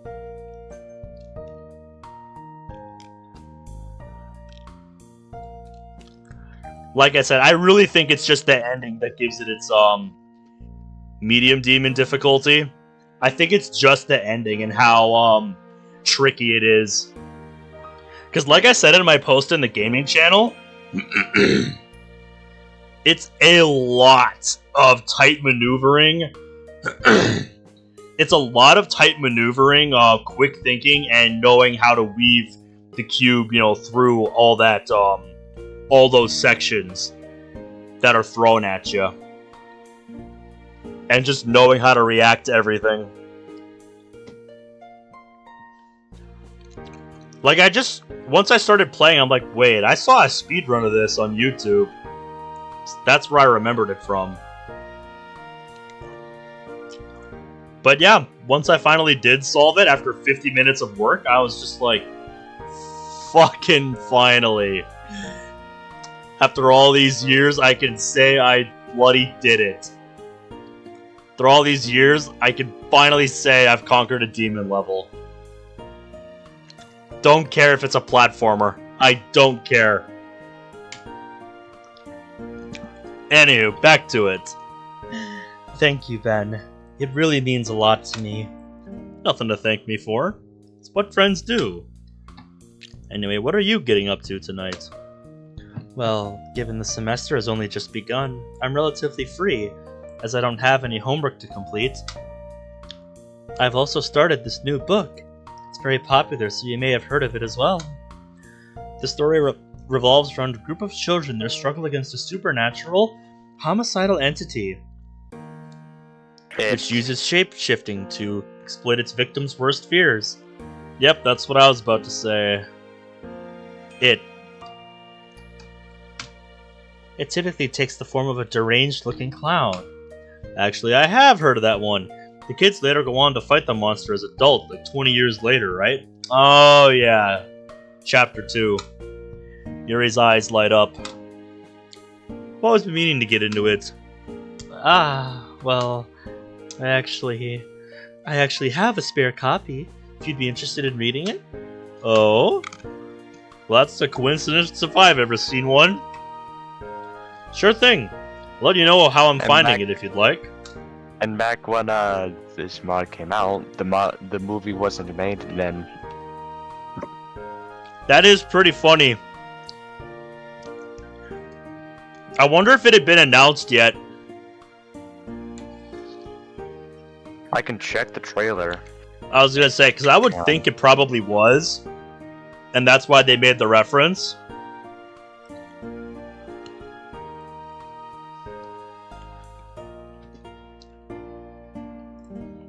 But yeah. Getting through that Cerberus, it kind of makes me want to play Geometry Dash on the channel sometime, just to see how it would go. I don't know what I would do. Like, I think I would just try to grind one of the levels I haven't beaten yet. Like Electrodynamics or Hexagon Force. Or one of the 3 demon levels that I haven't beat yet. Because that's all I really have left for standard levels. Oh god, yeah. Chapter 2 was released in 2019, while this mod was released in 2020. Mm-hmm. So definitely a reference. If that's something you'd want to do, that would be lovely. Well, this is me. Okay. I guess Yuri was really engrossed in our conversation. Now that we're here, there's a wistful, sad look on her face as she tries to hide by turning away.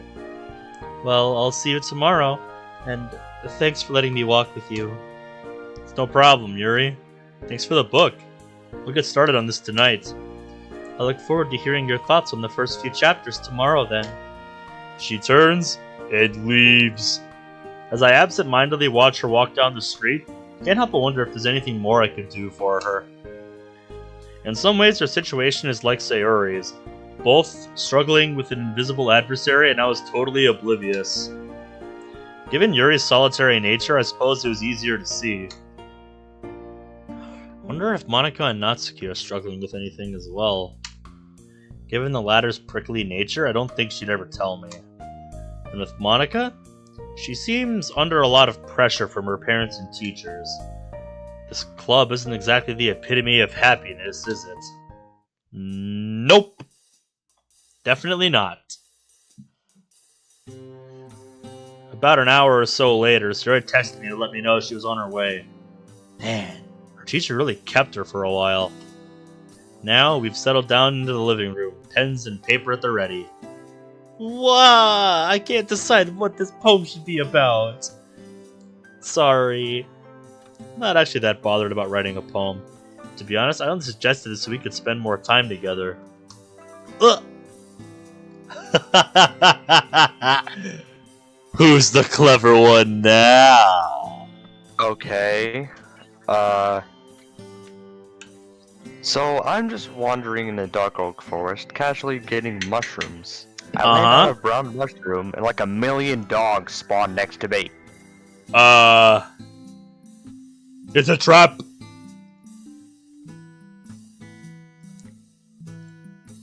I wonder whether I should kill them all or just let them follow me.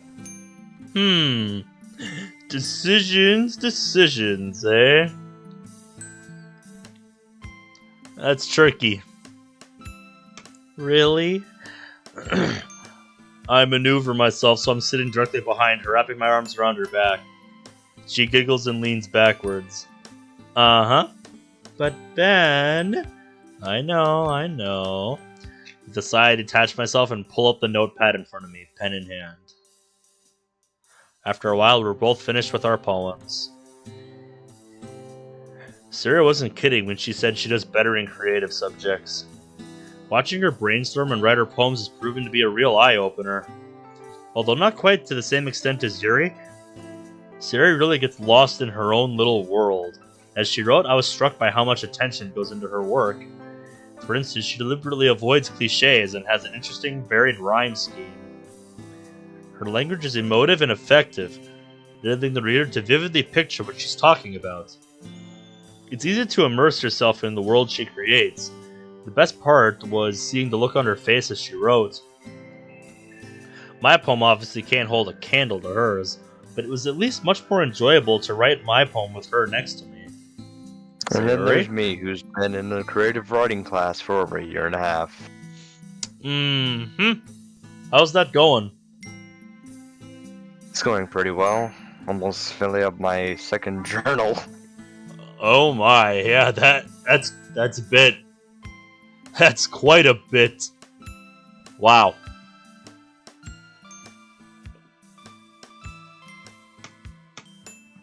What did your homeroom teacher want to talk to you about?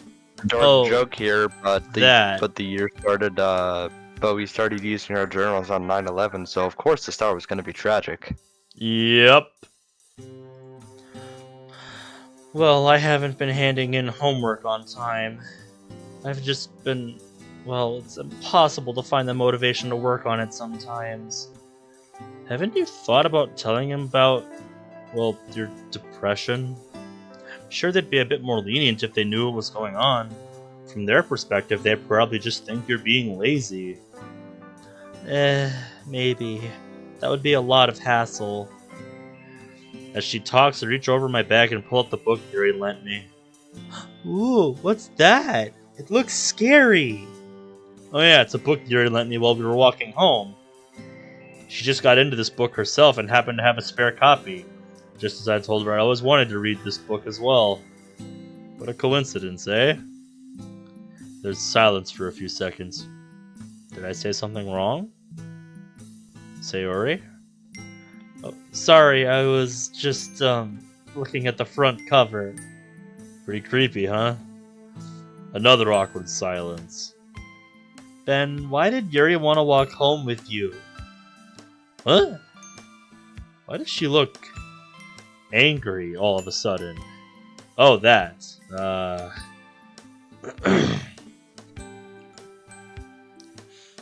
I'm not sure if I should tell Sayori about Yuri feeling really lonely. As good as their friendship is, Yuri's confession was rather personal. I can't tell you. Why not? It's personal. Okay. Yuri's just, well, going through some difficult times at the moment. And we're friends, so I guess that's why she wanted to talk to me. And you like spending time with her, don't you? I mean, yeah? Isn't that normal between friends?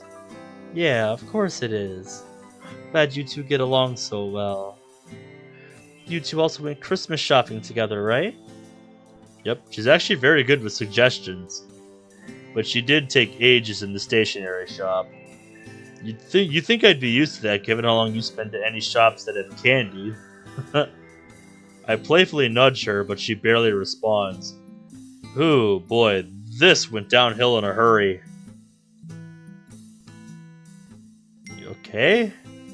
You seem a little tense. Oh, sorry. Yeah, I was just thinking about all the homework I need to catch up on. Should probably get going, actually. Aw, really? She stands up and heads to the door. You could always ask Yuri to come over. She's better company than I am, anyway. What? She closes the door and I'm left there, wondering what that was all about. Do I detect a pang of jealousy? Beep. Beep, beep, beep, beep. Did I say something to upset her? Or maybe she had a fight with Yuri? I mean, that'd explain why she seemed angry at the mention of Yuri's name.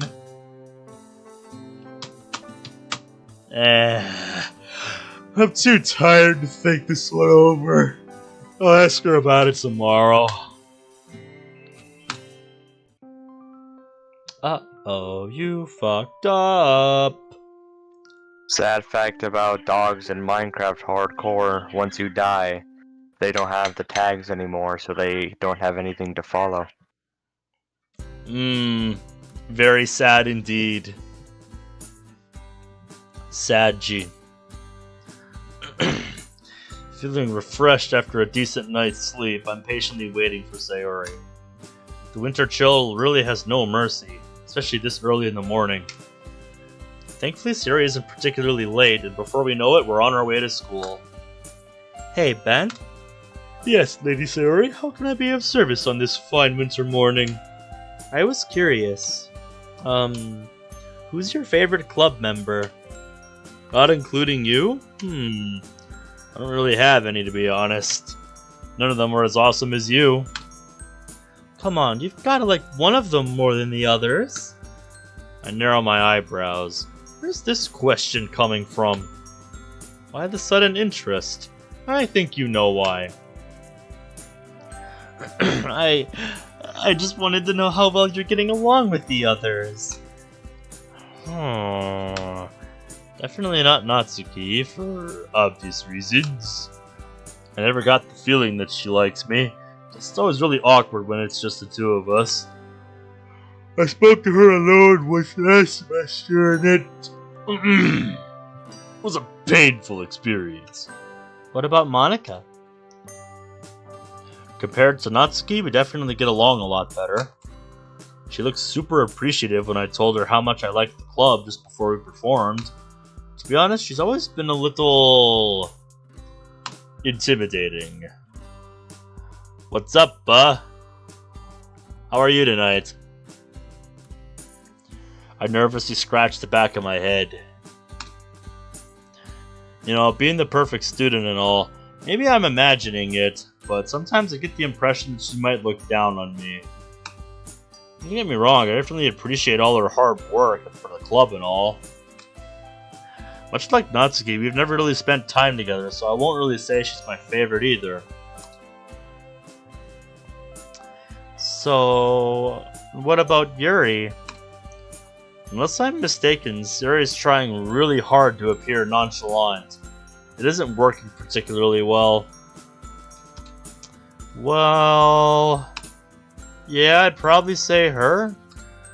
I mean, I've gotten to know her a little better over the last semester, and she went from someone who could barely maintain eye contact with me to someone who agreed to go shopping with me when it was just us. I appreciate the enthusiasm, but if you don't stop spamming monkey emotes, I'm gonna have to time you out. I've enjoyed seeing her come out of her shell to allow me to see the real her, I guess.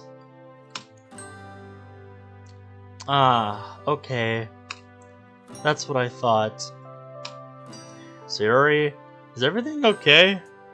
I noticed that you left kinda abruptly last night after we talked about Yuri. Did you guys have an argument or something?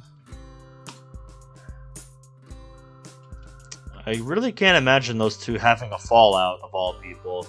It's extremely rare for Sayori to get angry, along with the fact that their personalities don't clash at all. So, what could it be? Oh, of course not, silly! I was just a bit surprised at how friendly she's been with you recently, that's all. Given how she is, I'm just curious to, I'm just a bit surprised, that's all. Right. School is looming in sight, so unfortunately our conversation will have to end here.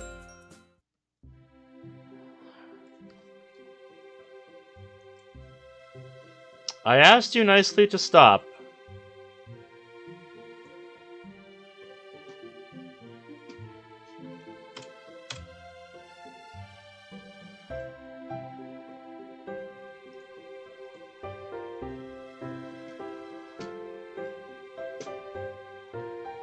There.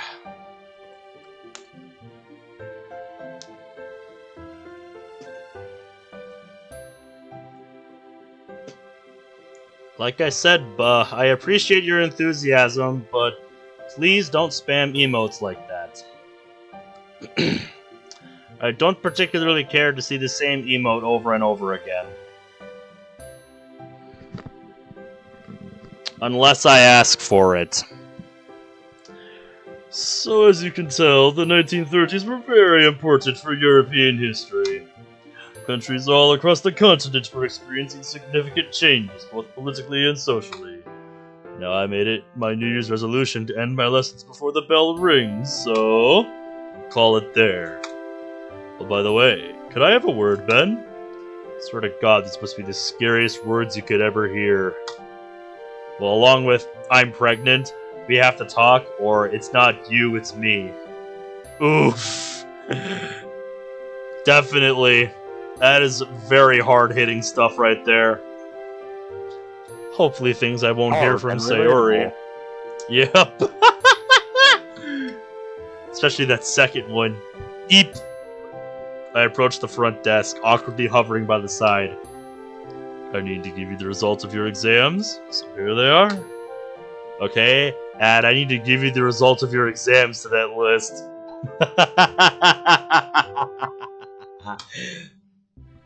He pulls out a piece of paper and lowers his voice as some students are eating nearby. You don't have to look like you've seen a ghost. My mind wanders back to last October. Funny he should mention ghosts. Hey, excuse me, my goodness. I do apologize, dear.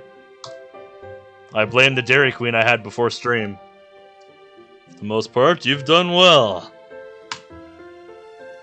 Your grades in history, Japanese, and English were satisfactory. It's like being in that literature club has really helped, huh? How'd you know about that? Ben, please. I'm a wise old owl. Aren't you one of the youngest teachers in the school, though? Can never let me have my fun, can you? Although, your grades in other subjects could be a little better, namely math and physics. Don't remind me about physics. It's not a cause for concern, but I know you can do better. Yeah, about that. Truth be told, last semester was kinda hectic. Relationship stuff. Ah, Sayori. How did you know? Again? His eyes twinkle with a knowing smile. Anyway, you're a bright student. Well, when you want to be, so breathe a sigh of relief. I'd recommend paying attention to the technical stuff from the math and physics especially. And don't be afraid to ask for help when you need it. Not everyone can excel at everything, but I have faith in your ability to bring your grades up. Thank you, sir. The past 2 months weren't easy. Relationships are... tricky. So I'm glad I was able to keep up academically, at least. He pauses to study me, offering a shrewd smile. Of course. Just be careful not to make Sayori jealous. From what I've seen, the literature club is full of girls. Now I've got to go to a meeting that I have to pretend to be interested in. There really is no rest for the wicked. You got that right. With a nod, he turns to leave. As I turn to follow him, my brain keeps replaying his words over to me. Just be careful not to make Sayori jealous. Uh-huh. And now you're starting to understand just what you were doing with Yuri earlier. Fumbling for my phone, I notice it's a text from Monica, sent to all the club members in group chat. Hey guys, just been told that the club room is being used after school today. It's for a supervision session for people to talk to their teachers about their exam grades. Plus, something super important has popped up, which means that I can't make it. I'll do my best to rearrange it. Sorry, guys. I mechanically shoot her a reply while I'm on autopilot. My brain is whirring at 1,000,000 miles an hour as I finally realize something I should have seen coming. Before I can say anything, Sayori starts the conversation. So, my teacher gave me my exam results back. Oh? Yeah, I can't really complain, I guess. I did much better than I thought I would for biology. but physics was a bit of a nightmare. Math wasn't great either. Hey, funny about that. But on the whole, I think I've done okay. Sayori, are you jealous of Yuri? This couldn't have waited a few minutes?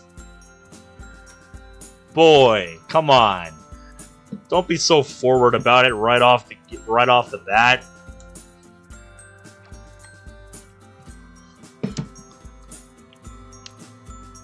You know, indulge her for a little bit, then find the right moment to ask that.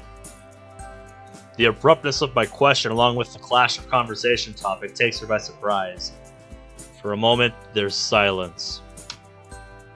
A silence which grows heavier as I realize how tactless I was with my approach. You think? Did you think? What makes you think that? Excuse me. You're my girlfriend, and I've known you for years. What would I have to be jealous of? Hey, how's it going, Caleb?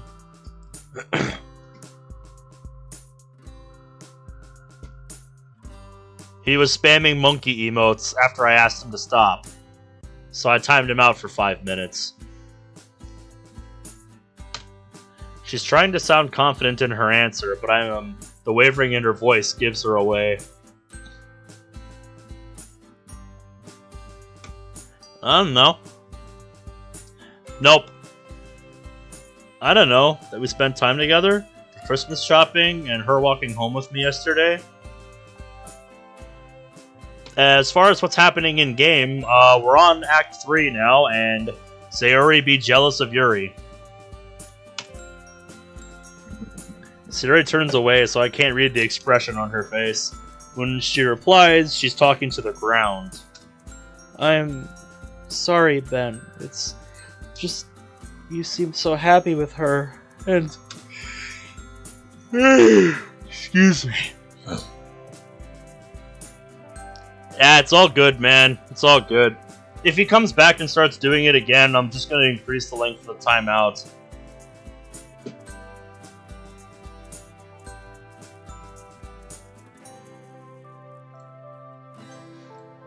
Anywho, you looking forward to tomorrow?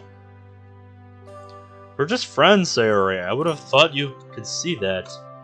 Don't you trust me? Alright, man. Not sure I want to hear the answer to that, actually. It's not that I don't trust you, it's just that I'm trying to believe that I'm worth your time, and then I hear about how she's your favorite member of the club, and you really enjoyed seeing her come out of her shell. So that's why she was asking me. It all makes sense now. She asked the question. Exactly! First her depression, now the jealousy. And when I asked why Yuri wanted to walk home with you, you said you couldn't tell me why because it was personal. I mentally smacked myself. Looking back, of course that answer must have sounded suspicious. I'm really sorry. I didn't mean to sound like I doubted you or anything. Yeah, that could have gone better. Neither of them really know what they're doing, so I'm not surprised, but still.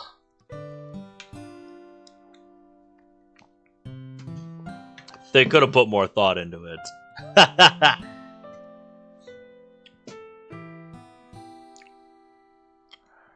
Yeah, if you're curious, Caleb, bro was just spamming this emote.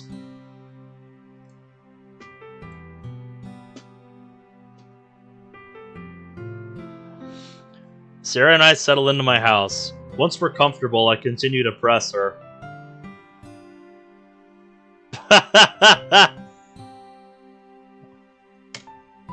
Doesn't even make sense, but okay, man. You do that. Like I said, though, I don't know about you, but I'm excited for the weekend.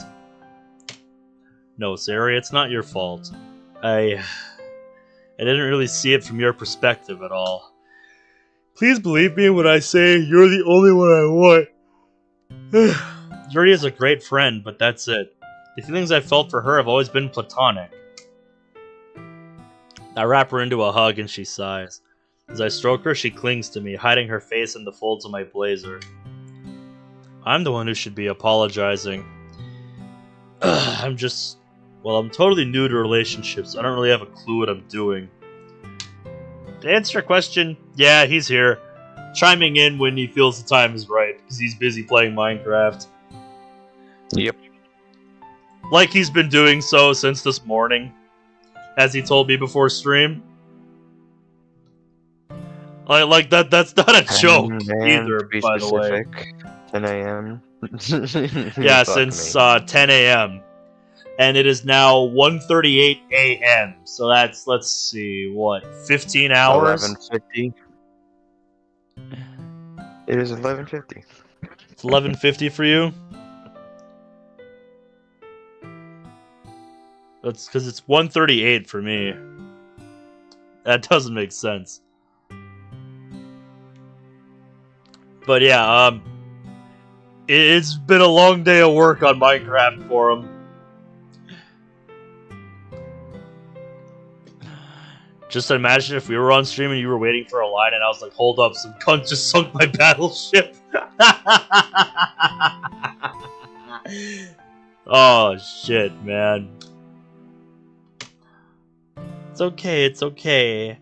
I didn't think you were doing it to hurt me or anything.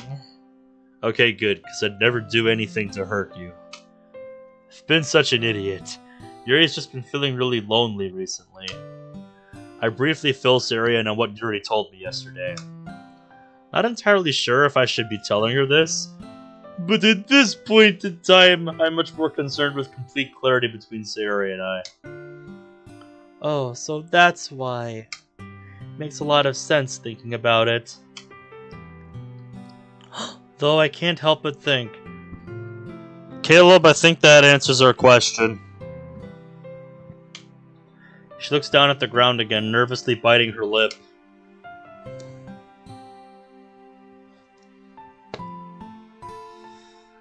I can't help but feel that Yuri likes you, Ben. Eh? Really? You can be really dense sometimes. There's a sad playfulness to her tone. I see that. Thank you, my boy.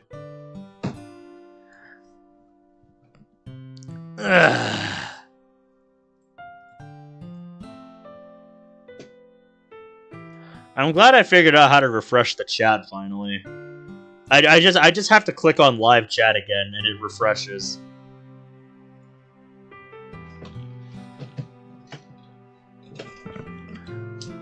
I'm not too worried about it. Just if they're just gonna keep coming back and doing it. Second time increase the length of the timeout because I just did 5 minutes first time. But yeah, if you're gonna come back and do it a third time, then don't expect me to be nice. That's all I'm gonna say. Yes, really. She's trying to spend more time with you. She really appreciates your company. It's subtle, but I can tell by the way she looks at you. I think she gets attached really quickly. But she said she knew we were together and didn't want to intrude on that or anything. Sayori? Maybe I was right then. About what? About me just dragging you down. What can I even give you that Yuri can't? You said it yourself. She's lonely, and if she was with you, then she'd be happy. She's smart, she's really pretty, she's really elegant. And what am I? I'm just an airhead. I can't even find the time to get ready in the morning. I'm just a dead weight to you. You're so much more than that. Sayori. 86,000 seconds? Probably not.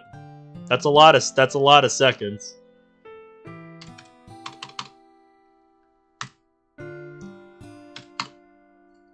Don't mind me, I'm just doing some math. That's roughly 1,433 minutes.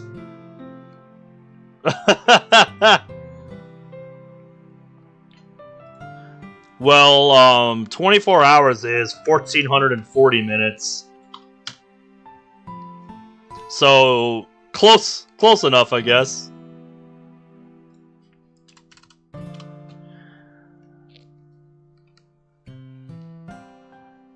Let's see. There's 60 seconds in a minute and 60 of them in an hour. So 60 times 60 times 24. I'm rotating platforms. Yeah, 86,400. What's that, Zach? Rotating platforms. Alright, got you. See you in a few. Yep, see you in a bit. Oh.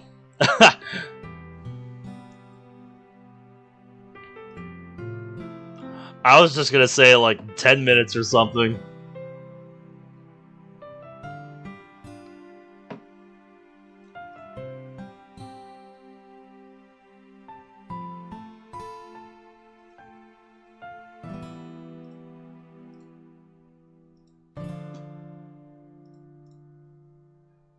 No, I don't think I will quite be going for 24 hours. That's ridiculous.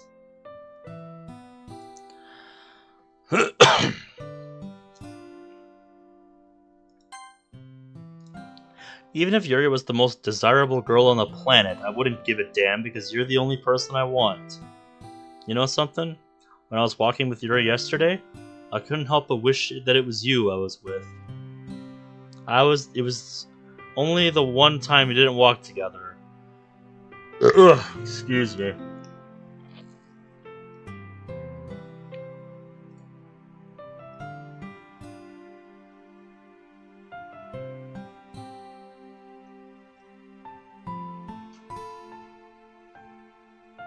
Yeah, I see what you mean.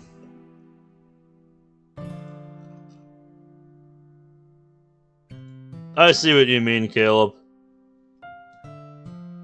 It was only the one time we didn't walk together, but one time is all I needed to realize how much I enjoy walking home with you. Yeah. So what if you can't find the time to get ready in the morning? You're still beautiful even when you don't try. Oh, Ben. You're just saying that, though. I swear on me life. I swear on me mom. I swear on my life that I'm being 100% genuine. These are the things I've always wanted to say to you, but never really knew how. That's not all. I wake up every day, feel so goddamn lucky knowing you're my girlfriend. You've always been there for me when I needed it most. I don't think I've ever told you how happy you make me. I pull her in close for a kiss. She clings close to me, and I can sense the urgency in her touch. It's impossible to describe how it feels to hold her in this moment of vulnerability. I don't really care about how elegant Yuri is, if I'm being honest. That's her. Who she is. Alright, see you tomorrow, Caleb. I much prefer your quirkiness and how silly we can be together. We have that link that no other girl in the world can say they have. We really do have that history together, don't we? A history that I'd never trade for anything. Ben? Mm-hmm? Please don't leave me. I know I'm being selfish for asking that. No, you're not. It's still so confusing. But when I'm with you, I feel warm inside. And I think that, well, just for a moment, that maybe everything will be okay. I can't really understand why you care so much about me. But I'll trust you. I'm glad, Sayori. I really am. But if I'm being honest, she looks up at me. We can't do this alone. I think we should look into getting you some therapy. She looks away. I'll obviously always be here for you, but I'm just a normal teenage guy. There's only so much I can do. I don't know. Why not? It's just a really scary thought. I don't want to go through all that false hope again. Again? I've tried therapy and antidepressants before, Ben. Back when I was first diagnosed. Everyone told me it would work. They told me I would feel okay again. But that never happened. I was much younger back then. Everything was a million times scarier and more confusing. All those tests, all of the questions, the drugs. I didn't know what was wrong with me. The whole thing was terrifying. What I'd give to be a medical professional right now. Wow, Sayori. I had no idea. Yeah, there's no guarantees that that stuff works. And I don't really know what the right answer is if you've tried it before and it still doesn't work. I'm not sure if you just try something different or what. Not really qualified to speak on this, so I won't, pretend to have any sort of answer for this. Just that if it is something you suffer from, and you aren't really sure how to handle it, I don't really know what to tell you, but to seek help if you need it. Hey, Zach. Welcome back. Let me start up the Discord stream again. I can't. Wait, I don't have to. Xbox. Yeah, my Xbox. We're at the scene where Sayori tells us that she needed that she tried therapy before and it didn't work. So yeah. I wouldn't have expected you to have known. Would you believe me if I said things would be different this time around? And how would you know that? I wouldn't, at least not for sure. But if you leave this unchecked, how would things ever change? I know this must be really hard for you. Believe me, I can only imagine what you're going through. And I get why you'd be reluctant to try it again. I promise you this time, I'll be here. You wouldn't have to go through all of it alone.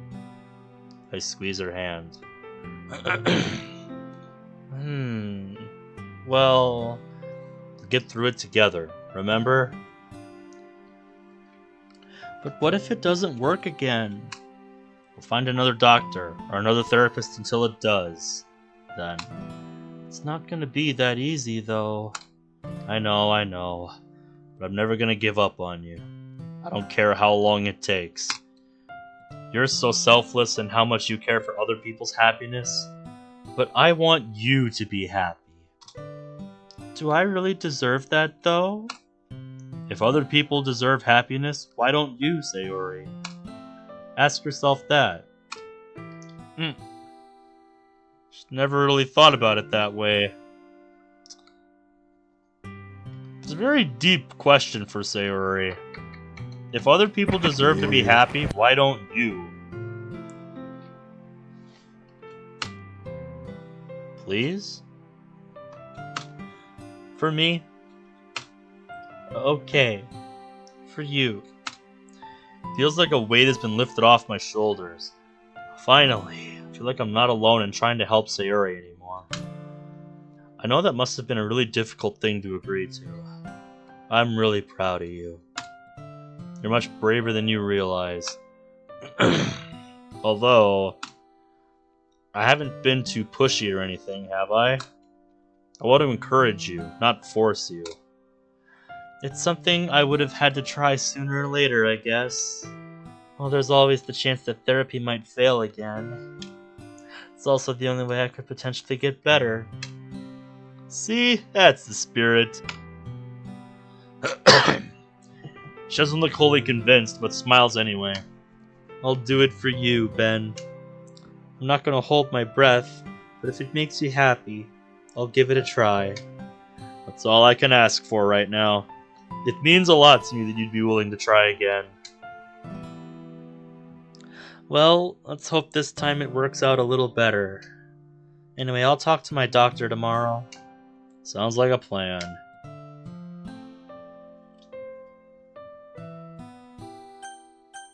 I was not expecting a choice here. Okay, game. Hold on, let me see it. Offer her to join her at therapy. This is something she has to face herself. I mean, we kind of just told her we were gonna be there for her, so it seems like the obvious choice to me. So, yeah. Oh, and Sayori, I can come with you to your therapy sessions if you want.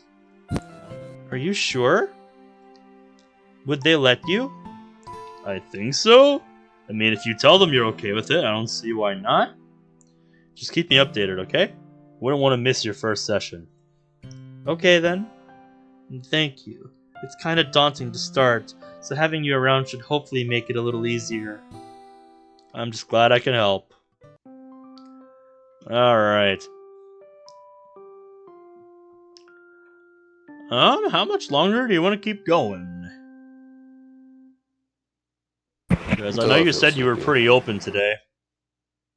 Yeah, I'm open for a while. Alrighty then. We'll keep going. It's only about 1:55 for me. So I'm willing to go for at least another hour or so, if not more. Alright. Alrighty. Down to do at least a few more days. Before I know it, the weekend has already arrived. It's been a few days since Sayori agreed to try therapy again. With a slight nudge from me, she spoke to her doctor and managed to arrange for her first therapy session tomorrow.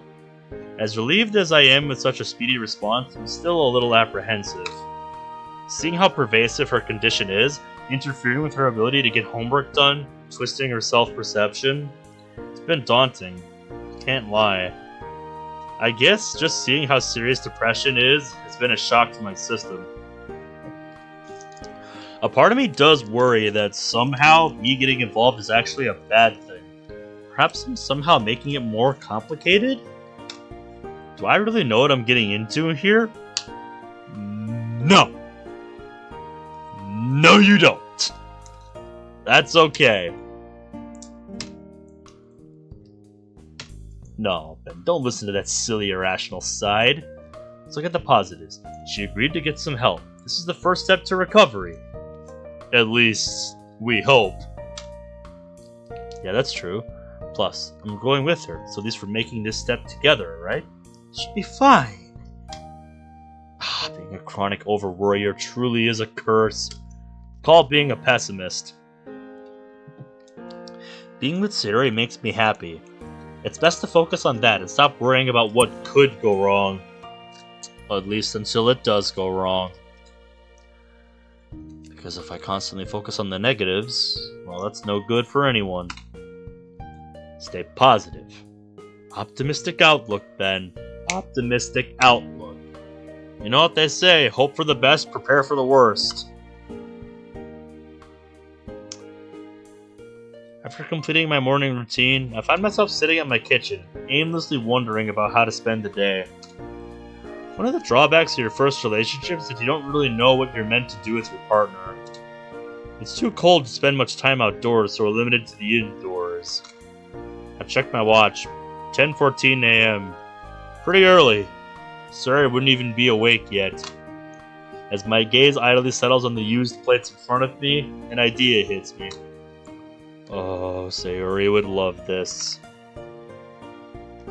About half an hour later, my work is done and carefully placed into a bag. I make the trip over to her room, hoping that she's still asleep. As I was hoping, she's fast asleep. No surprise, given it's not even 11 yet. As I approach her, I'm struck by how cute she looks when she's sleeping. Wait, that didn't sound super creepy, did it? You'd have to consult Monica on that one.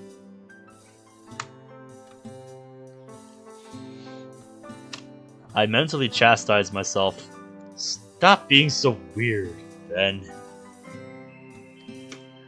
By the way, the way she's curled up into a ball, even with her hair being a mess and a slight trickle of drool leaking from her mouth, she's perfect.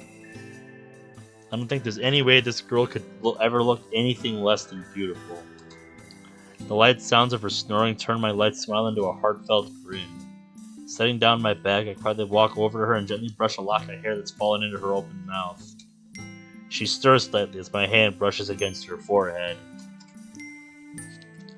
Wakey, wakey, sleepyhead. 5 more minutes. I made you breakfast. She groggily sits up and rubs her eyes, hugging the blanket closer to her. You didn't have to, Ben. No, but he wanted to. I can't help but feel disappointed and slightly irritated by her reaction. I was really looking forward to seeing how exuberant she'd be. What time is it? Like 11? Yawning, she pushes off the covers and sits up. She still looks a little tired. She gingerly opens the bag and forces a smile onto her face. You can thank your dear Sunshine poem for inspiration. Especially that last line. God, I'm so selfish. Such a thoughtful boyfriend who's been super considerate and made me breakfast in bed, and I can't even thank you properly. You went through all this just for me. Anyone else would be really appreciative, and yet here I am, complaining that you're here. Huh? It's not like that at all. I think you're missing a word there. It's not like that all. I mean, yeah, I was hoping you'd be a little happier to see me, but it's not on me for forgetting how difficult mornings can be for you. Don't worry about it. I can tell my words haven't convinced her in the slightest. Always tricky. And I don't get the feeling that you don't want me here. Relax. Oh boy. She slowly starts chewing on the food. This is really good. It's pretty basic stuff, to be honest.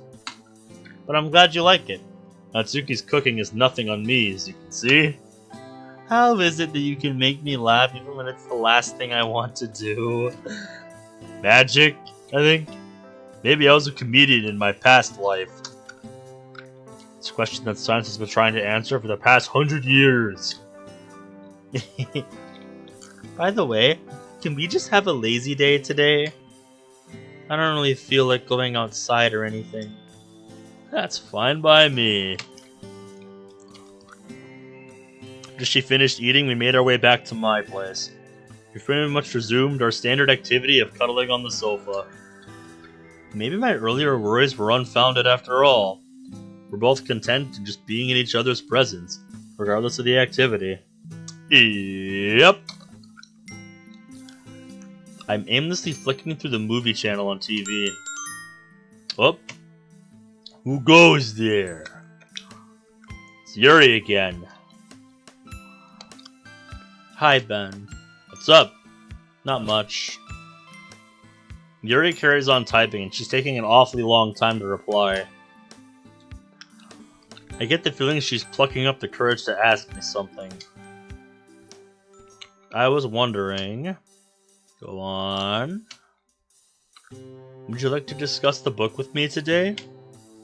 I haven't read much of it yet, to be honest. I think the movie version is on Netflix, though. Hang on, let me check. What's up? Oh, do you know that book that Yuri lent me? I'm checking to see if it's on Netflix. We're gonna have a horror night? Well, I told Yuri I'd let her know my thoughts on the book with her, but I haven't really read enough of it to discuss it yet. But if I can find it on Netflix, I thought we could all watch it together instead. Oh, here it is. Oh. You okay with that? Of course. I'd be a terrible friend if I stopped her from coming over. Other people are out there having tough times too.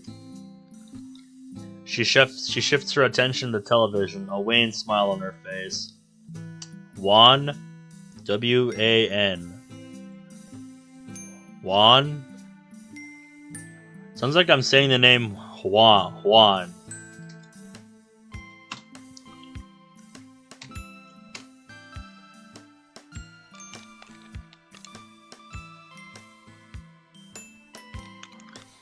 Pale and giving the impression of illness or exhaustion. Yep. I've never heard that word in my life. No, me neither.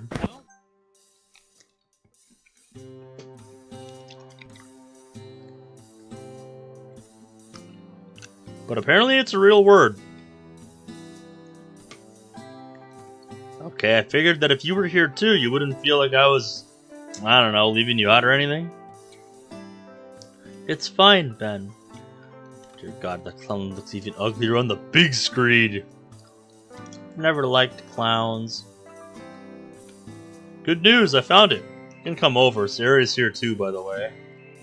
Are you sure that I wouldn't be interrupting anything?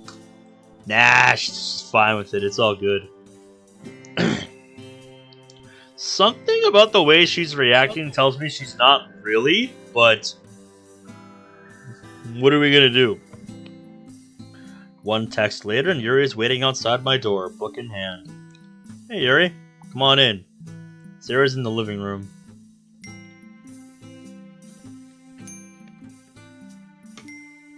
Good afternoon, Ben. Thank you for suggesting this, by the way. I haven't seen the movie version yet. Yeah, neither have we. Should be interesting. Hey, Yuri. Yuri smiles in greeting. I've heard good things about the film adaptation, so I'm hopeful this will be enjoyable.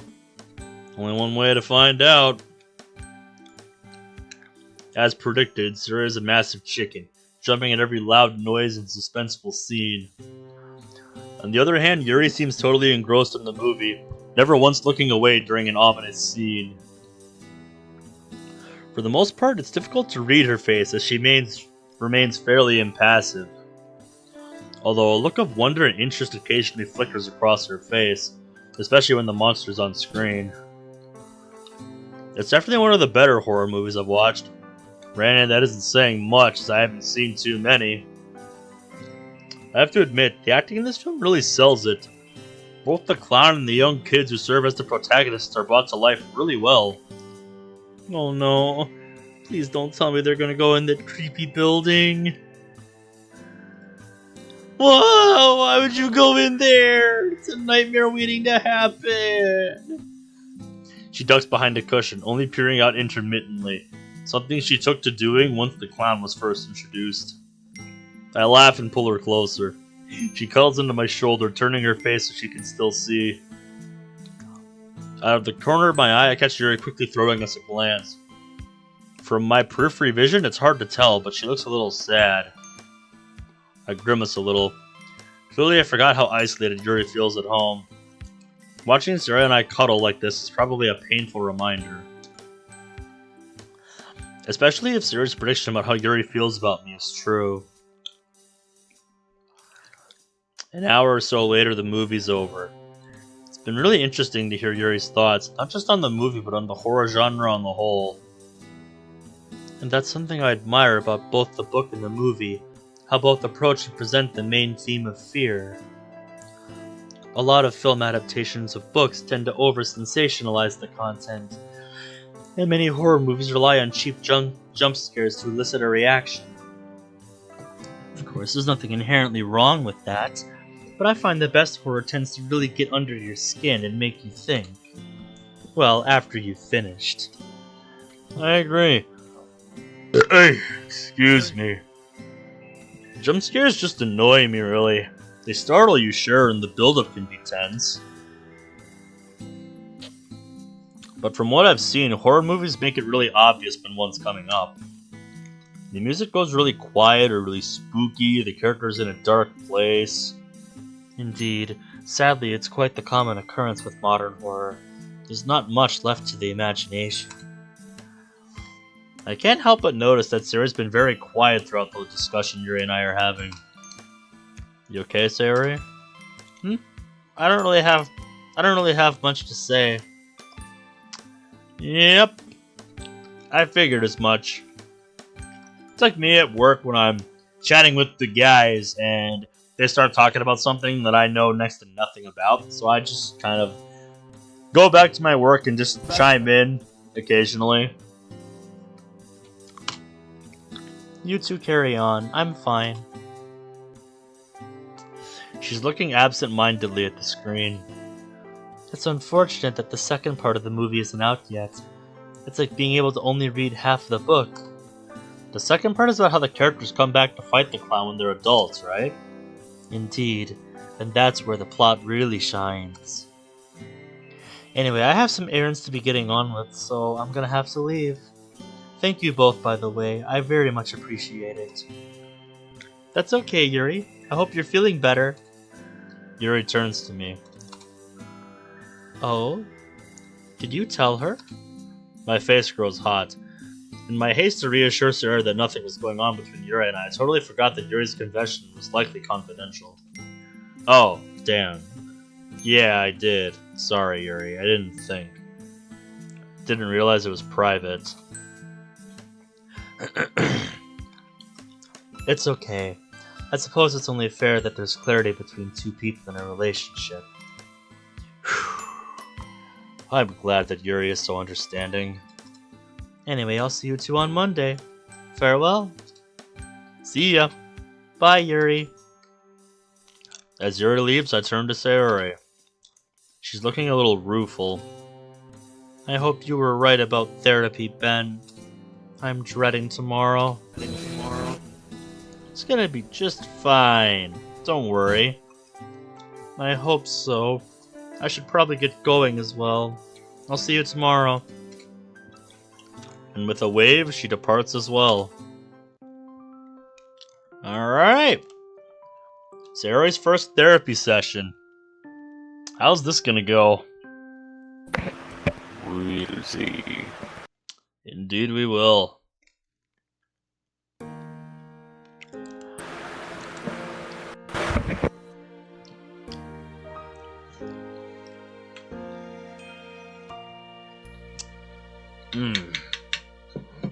As my eyes slowly open, I can't help but feel nervous about how today will go.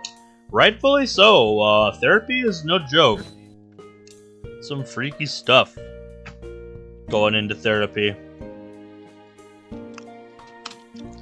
Even if you're not, the one that's really there to benefit from the therapy, just, being there for someone who needs it,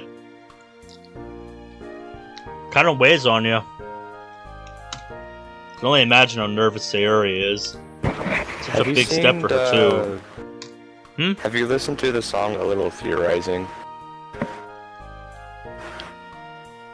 I think one of you guys sent it in the server the other day, didn't you?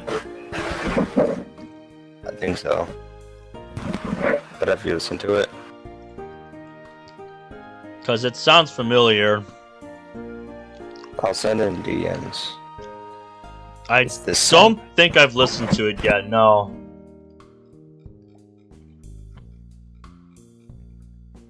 I think you should at the end of this. Yeah, here it is. You sent it on January 9th. That's when he made the announcement. Yep. You said this song hits harder now. Fuck. And yeah, sure does.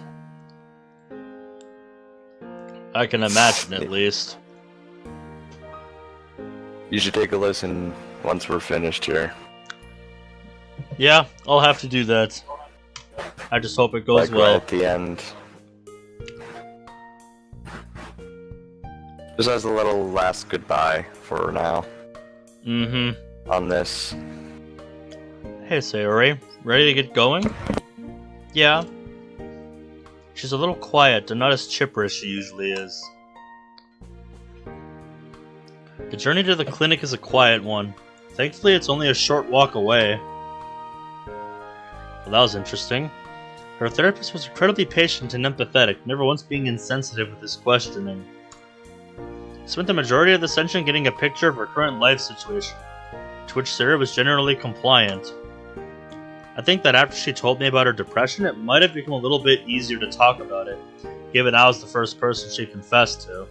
I was hoping we would get to see the details of it a little more, like how exactly it goes, instead of hearing the aftermath, but oh well. That does make me dock points, though.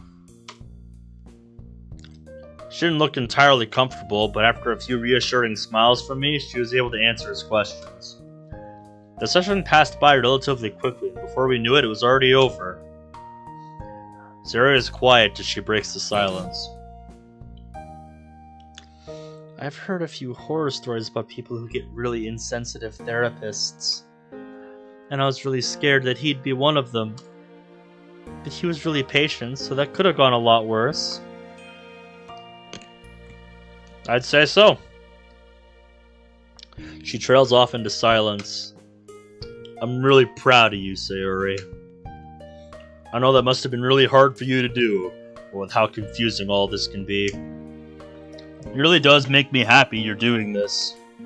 I'm glad to hear that, Ben. I really am. By the way, can we spend the rest of the day together? I don't want to go home just yet. Of course we can. Cuddling up on the couch it is! That's like their default thing now. I guess I just don't have a problem with it, but at this point you could make a drinking game out of how many times they go and do that. It's kind of ridiculous if you ask me. Excuse me. Just swinging by the shops to get some snacks, we find ourselves back in our typical cuddling spot.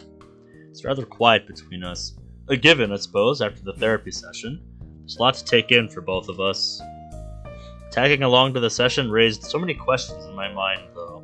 Now isn't the best time to ask them, though. Hey, Sayori? Yeah? Why don't we play something? We don't have enough people for a board game, though. Nah, I didn't mean board games. Remember when we used to play video games together when we were kids? I always found video games a really good way to escape reality.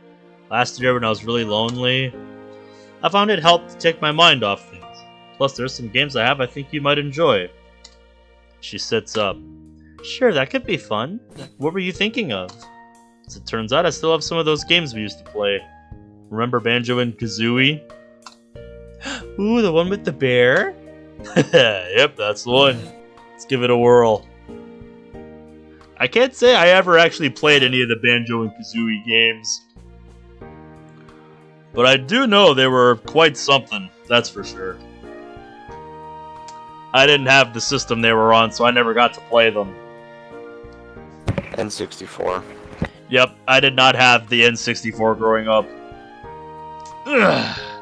The first systems we really had in our family were the Sega Genesis growing up, and then the PlayStation 2. Those were the first couple that, I really grew up with. As I was hoping, gaming has proven to be a wonderful way to get her mind off therapy. As it should be. She's truly lost in the colorful, immersive world, with her face scrunched up in determination. At first, she wasn't very good at the game, struggling with the controls, getting lost, and generally being unsure of what she's meant to do.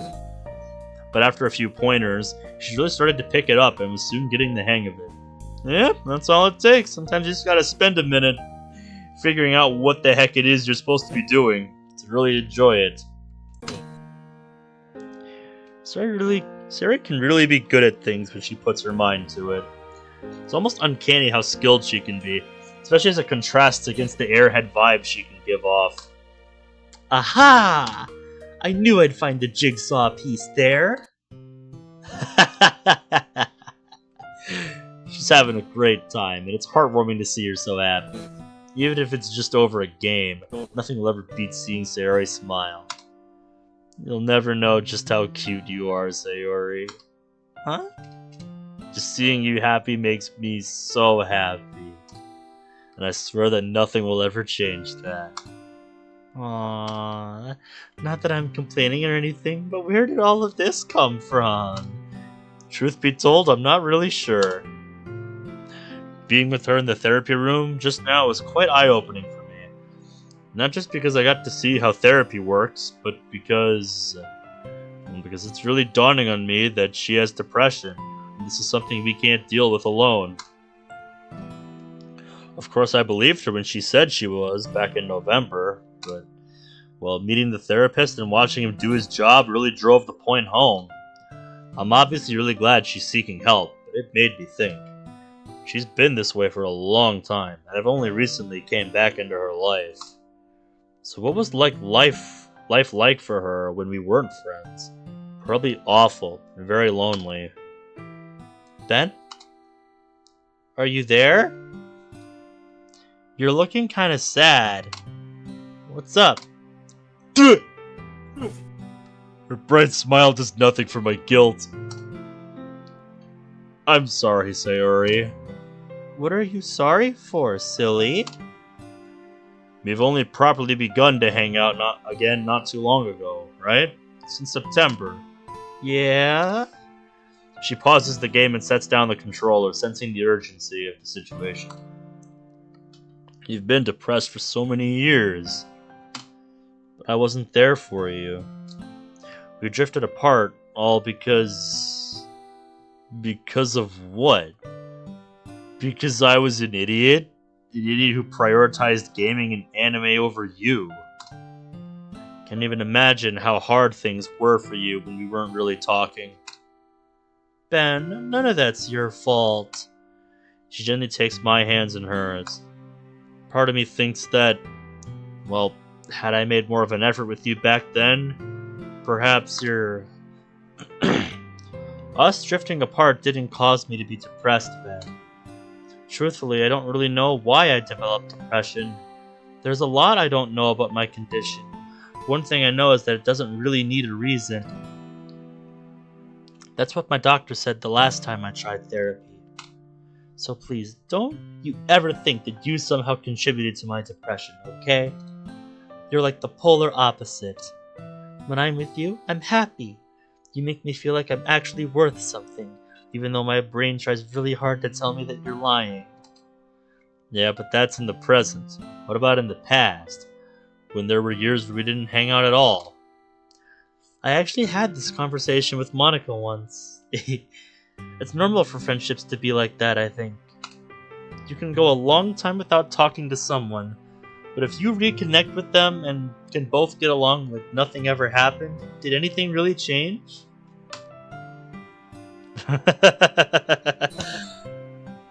This is like that classic adage, if a tree falls but no one is around to hear it, does it make a sound? It's kind of like that.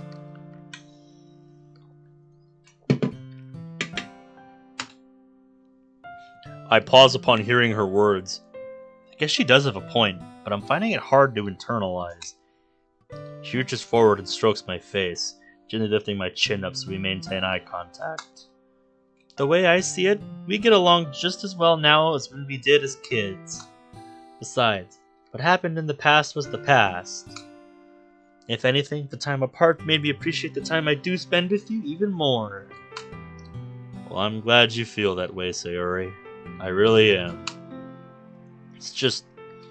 Well, you going to therapy today made me realize the reality of depression, and it made me reflect on how much I've been absent in your life. I didn't mean to spring this on you out of the blue like that, especially when you wanted to take your mind off therapy. It's pretty inconsiderate of me. It's okay. It really is. I'm just glad that we can talk these things out, you know? You've been really patient with me, so it's the least I can do for you. And I'd much rather we talked about whatever bothers you than you bottling it up. After all, bottles are meant to be shared, right? Clever girl. You say so. I do. Seriously, Ben, please don't blame yourself for anything, okay? I've been much happier ever since you came back into my life.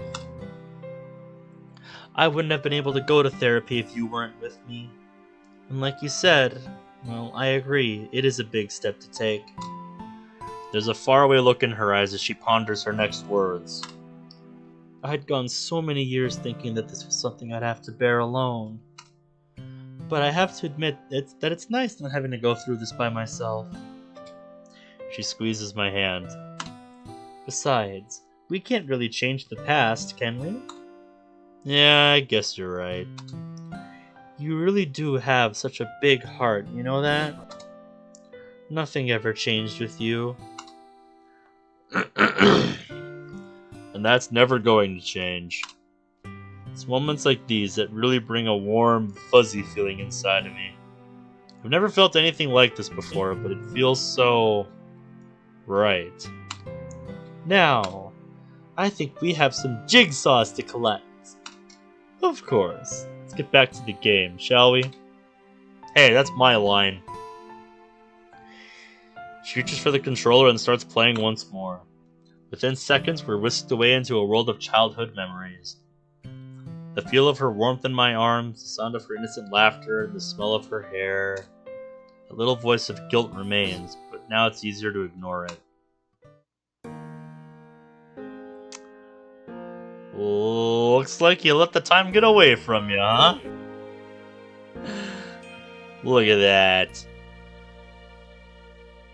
Been there until dusk.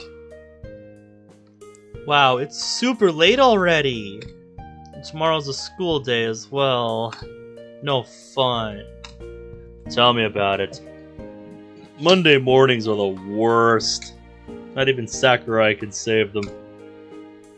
I just want another break. We just had our Christmas one, though. I know. Oh well. Anyway, I should get going.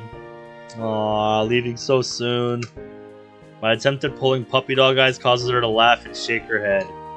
But it's late. I reach toward her and pull her into an embrace. In a playful attempt to stop her from leaving, I push her back down on the sofa, wrapping my arms tightly around her body. You've fallen into my grand trap! My boy, stop it, you're starting to sound like Okabe. That's not a good thing, believe me. No, there's no escape! Ah, you've caught me! Whatever can I do? Nothing! My mastermind plan is absolutely foolproof! Is it Sayori proof? What do... Her lips meet mine and immediately I'm taken away into another world. Man, it's almost scary how powerful that sensation is whenever we kiss. No fair. Are you complaining? If you'd prefer, I could just... Her tone is innocent and playful. Not kiss you again? Hey, I didn't say that. Alright. You win. There's one thing you didn't prepare for. Oh, and what could that be? I quickly boop her on the nose. He booped the snoot! Yeah! Boop! What? Surprise sneaky boops aren't allowed. Oh, but surprise sneaky kisses are?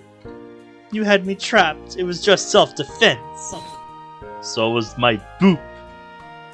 This isn't over, meanie. Looking forward to the rematch, then. I reach over and check my phone. It's almost midnight. As much as I hate to admit it, we should probably call it a day. Although, having said that, an idea just popped into my head. Okay, Sayori. How about...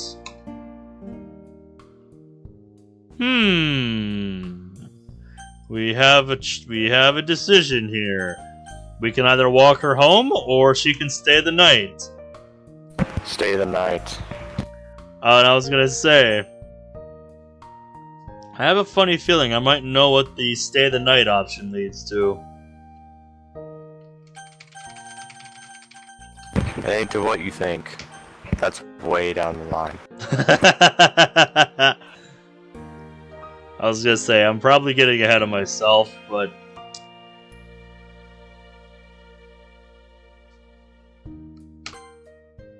We'll go with that, then. Why don't you stay the night? Here? That way we can also make breakfast tomorrow morning before school. Ooh! I didn't think of that! Where would we sleep, though? Well, I was thinking I could take the sofa and you can have the bed? Nuh-uh, there's no way I'm letting that happen. You can sleep with me! There's an awkward silence for a second, made slightly comical by the fact that Sayori hasn't realized the implications of her words. Oh! Sorry! I didn't mean it like that. You know what I meant. Anyway, I'm just gonna get my stuff from my place. I'll be back in a second. Okay. After completing my bedtime preparations, I wearily slide into bed, thinking about the conversations that took place today. It's been a lot to take in, I suppose. Ever since Sayori became my girlfriend, there's always been a nagging fear that I'm getting into something that's way beyond me. Going to therapy has helped to dispel that worry, though. Today was relatively smooth, and I'm hoping that doesn't change. Faintly, I hear the click of the front door, followed by footsteps. I'm just gonna get changed, then I'll join you. As Sayori approaches the bed, I can't help but notice how nice her legs look in those shorts. Won't you be cold in those? Nope. I have you to warm me up, remember? God damn it, Sayori. Cheeky bastard. Yep. And your eyes just lit up there on the other monitor, Monty. You really liked that line, didn't you? I'm just gonna casually steal that. I had a feeling you might say that. It does sound like something she would say. Not quite in the same way, but it does sound like something she would say. I'm suddenly very grateful that I have the blanket covering my body. She slides in next to me, pulling the blanket over herself. Slowly, she inches over to me and positions herself so the top of her head lies just below my chin. Resting her head on my chest, she looks up at me, moves in for a quick kiss, and giggles. At such proximity, I can hear her heartbeat. Her hand feels soft and warm against the fabric of my shirt. She's incredibly warm, but it isn't overbearing in the slightest. On instinct, I wrap my arm around her body and rest my face atop her hair. Good night, Sayori. Plant a kiss on her forehead. Good night, Ben. There you go.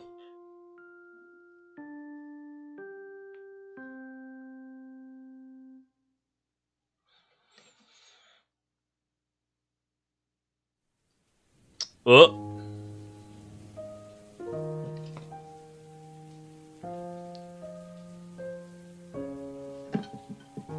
Oh boy, things are about to get real here, aren't they?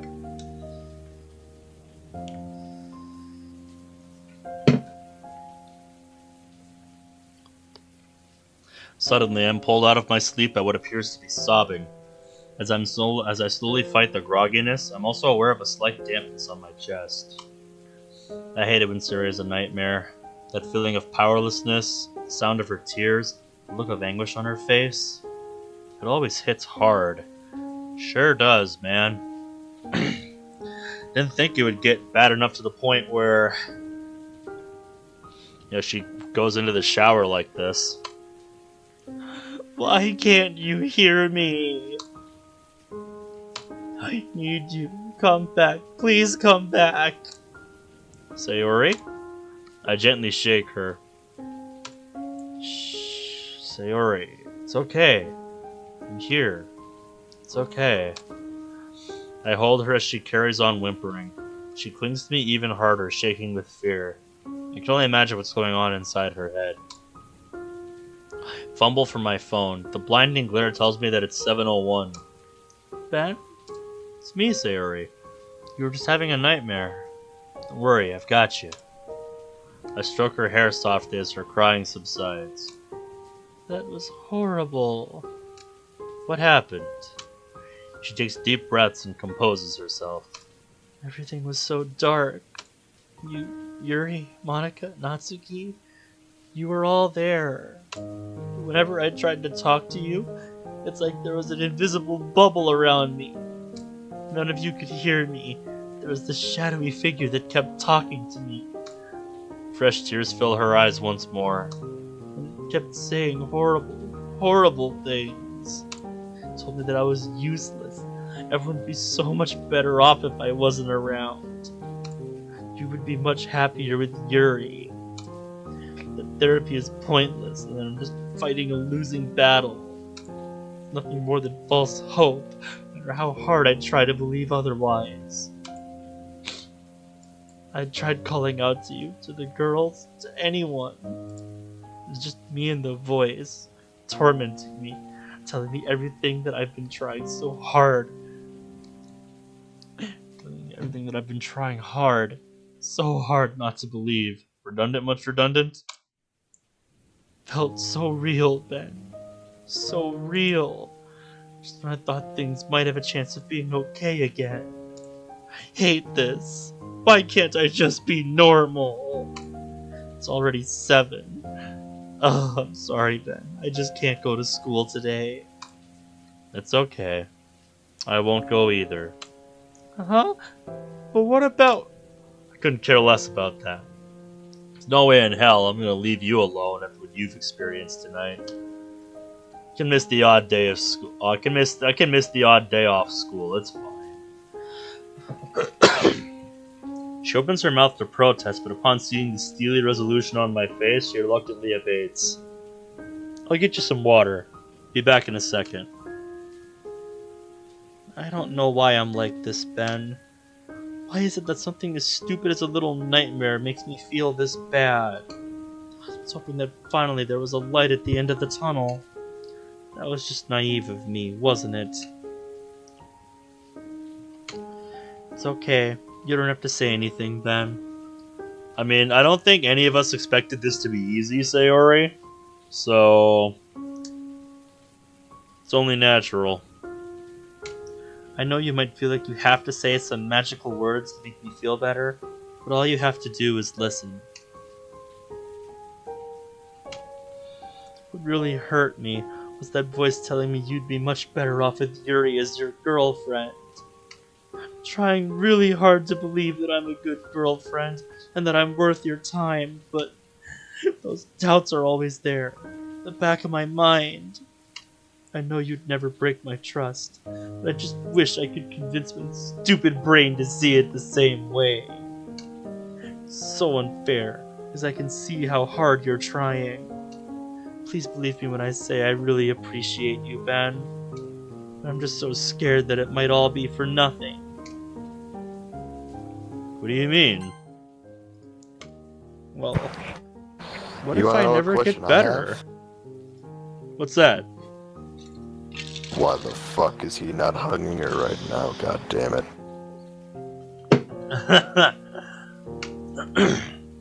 She is definitely in need of one, I would say. What if I'm always gonna be like this? My pieces are all broken. You're trying so hard to put them back together, but what if you can't? What if you can't put them back together because some of them are gone? I don't have an answer for that. I hate feeling like this. Feeling like I've lost something that I'll never get back, no matter how good your support or how well therapy goes. I can't remember the last time I wasn't so tired, Ben. It's the worst part about depression. The exhaustion that never goes away. The exhaustion that sleep can never fix. The only good thing about sleep is that it's an escape from my mind, at least for a few hours. Well, when I don't have nightmares. I'm just so tired of it all. Tears slowly start leaking down her face once more. Her face looks utterly resigned. Wish that I could wake up one day and actually have hope. She faces me with a sad smile. Her cheeks glisten with tears. Actual, genuine hope. A hope that maybe, just maybe, things might be okay. Just when I begin to think that could be true, days like these happen. I hate these days. I hate these days so much. Therapy is already hard enough. These nightmares make me feel like what little progress I've made has been reset. All of the doubts that I try so hard to keep in check break free, and they're merciless. I wipe away a few of her tears and gently grasp her hands in mine. We will get through this together, Sayori. Just like I said. I don't care how long it takes, but we have to endure. That's a promise. But I'm never gonna stop until we see this through. She looks away. Why is it that I never feel like I'm actually getting through to her? Probably because that just feels like empty reassurance to her. I have to try and stay positive for both of our sake. Even though seeing her like this is one of the most demoralizing things on the planet. No matter what, you'll never be alone in dealing with this. And if your pieces are broken, we'll make new ones. Can imagine how hard it is for... Really, Ben? How can you possibly know what it's like to feel how I'm feeling? Exactly. You don't. You don't know what this feels like. The constant numbness, the constant feeling that no matter what I do, this shadow will always be there. Crying myself to sleep, waking up in tears, having to fake everything because you're terrified that people will see the real you. But I've seen the real you, and you're still here, and you're still trying to help. I get it. I really do. I know you're trying to help, but it's hard to see your encouragement as anything more than just empty words. This isn't something you can fix just by saying the right stuff. She bursts into tears once more. We know this, Sayori. It's not that simple. As much as I wish it was. I scoop her into a hug. There he goes. Finally got it. About damn fucking time. No kidding. She tries to push me away initially, but I hold firm, holding her close to my chest. She eventually gives in and sobs unrestrainedly into my chest. I'm scared, Ben. Whisper softly in her ear as I gently stroke the back of her head. I know, Sayori. I'm scared too. We both fall silent, with the only sounds permeating the room being the sound of her anguished cries. No one said this was gonna be easy. Sayori, just be her rock, man. She mumbles into my chest. I'm sorry if I say the wrong things. It's just I just don't know what the right things to say and do are, necessarily. This whole thing is alien to me, and after you told me that my words are pretty much empty, well, I'm starting to doubt everything. She winces slightly as she bites her lip. Sorry, I shouldn't have said that. It came out much harsher than I intended. I want to believe what you say. I really do. I know that I shouldn't feel jealous and that I shouldn't compare myself to the others. I want to believe all of the lovely, reassuring things you say to me, but I can't. I know that what you're saying makes sense. It's just internalizing it is a whole other story. It's not your problem. It's all on me, being unable to get over this stupid thing. Depression isn't just a stupid thing, though. I know it's more than that, Ben, but I just can't help how angry it makes me. I just want to be normal, like everyone else. It's like I'm not in control of my own body. The depression is the one that chooses my mood for the day. It chooses how I react to things and what I say. Like the day you made me breakfast. I really wish I was appreciative from the start, instead of being irritated that you were in my room so early. It's so unfair. And I keep going on and on about it, and don't ever apologize for venting about your depression, Sayori. I know that my words probably don't sound as reassuring and helpful as I want them to be. One thing that'll never change will be my willingness to listen. I've been battling this alone for so long, so it's only fair that I be your shoulder to cry on. Problem shared is a problem halved, right? Well, it's obviously not that simple in this case, but it's something? She sniffles and nods slowly. it does help to at least be able to talk about it. Well, that's something then. Yep. However small it may be, it is in fact something. Having you around, as much as I don't think I deserve your support, it does make a difference. That makes me happy then. Really? Yeah. It might not be a huge help, but it's still some help, surely? She pauses to reflect. Yeah, I guess so. She nods and shifts herself so that her head lies on my lap. Once she settles, I start absent-mindedly stroking her hair. My mom told me that there would be days like these. Oh, back in November, after our fight, I was a bit lost. I didn't know who to turn to, so I asked my mom for advice. What'd she say? She says if you date someone with depression, you'll have good days, like the ones we've had before, and bad days, like today, I guess. Sayori falls silent once more. She looks a little reflective, and thankfully doesn't seem to mind that I told Mom about her condition. Does she have depression herself? Nope. She dated someone who had it in the past. It's kind of spooky how accurate her advice was. What was it? She told me about how important it is to be patient and understanding for a start. Which you have been. I don't know. I still don't know what I'm doing. I don't really know if I'm saying or doing the right things.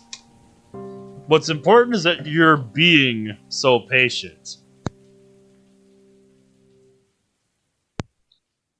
Thought I was, but after you told me that my words are just empty, I'm starting to doubt everything. A lot of regret flashes across her face. Sorry, I didn't mean that. For what it's worth, you've been a great boyfriend, Ben. Ugh, excuse me. It's just not fair on you. Your heart has always been in the right place, and you put up with my moods. That's reassuring to hear, at least. And all I can do in return is snap at you for the smallest of things. I knew it wasn't going to be easy. Mom did warn me. And being honest with you, it's times like these that make me realize just how serious depression really is. I'm glad I got the wake-up call sooner rather than later. Neither of us really know what we're doing, but at least we have each other, right?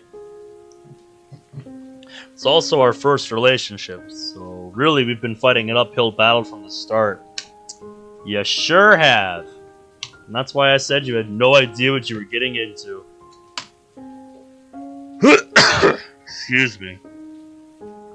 I've definitely enjoyed my time with you so far. And you think I'm a good boyfriend, so we could be doing a lot worse. That you could. I don't know. Could we? I feel like our relationship has just been you putting up with me. Aren't relationships just each of us putting up with the other person and their antics? Do we have a future together? Her words cut deep. Knowing that she has these doubts this early on. Well, what do you think? Honest question. I don't know. Do you want us to have a future together? Yes. So do I. What about when we start our last year in school? Or when we leave school? What if you go to university and I don't? What if... Sayori. Shh. You talk too much. It's not important to think about all of this right now. Let's just enjoy this time while we have it, eh? Listen to me. Let's just take our relationship one day at a time, okay? You could probably drive yourself crazy trying to predict the future. Do I know if we'll be together in a year? Truthfully, I don't. I have no clue what life will be like after school. There's no point worrying about it now, because it won't get you anywhere. How's it going, Mafgio? Nice to see ya.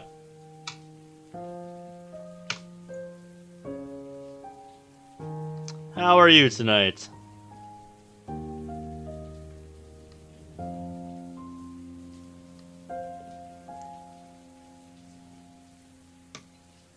been a bit of a roller coaster of a night tonight in the game. First all the Christmas stuff, now we're getting real with Sayori about her depression, you know, taking her to therapy and all that. It's really been something tonight. She gives a short, humorless laugh. I'm glad that one of us can think rationally. Nah. Remember how I thought we'd let a spirit loose in the classroom back in October? That was the polar opposite of rational. I really enjoyed that day. It was nice to dress up in silly costumes and scare each other. A real throwback to our childhood. Definitely a highlight of the year, along with Christmas. Something really satisfying about seeing someone light up when they unwrap a present you've got them.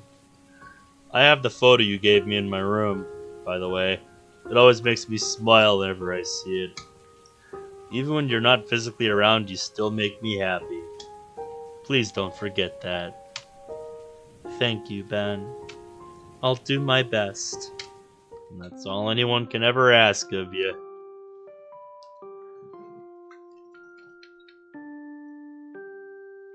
Alright, well, I'm out of water and it is 10 to 3, so...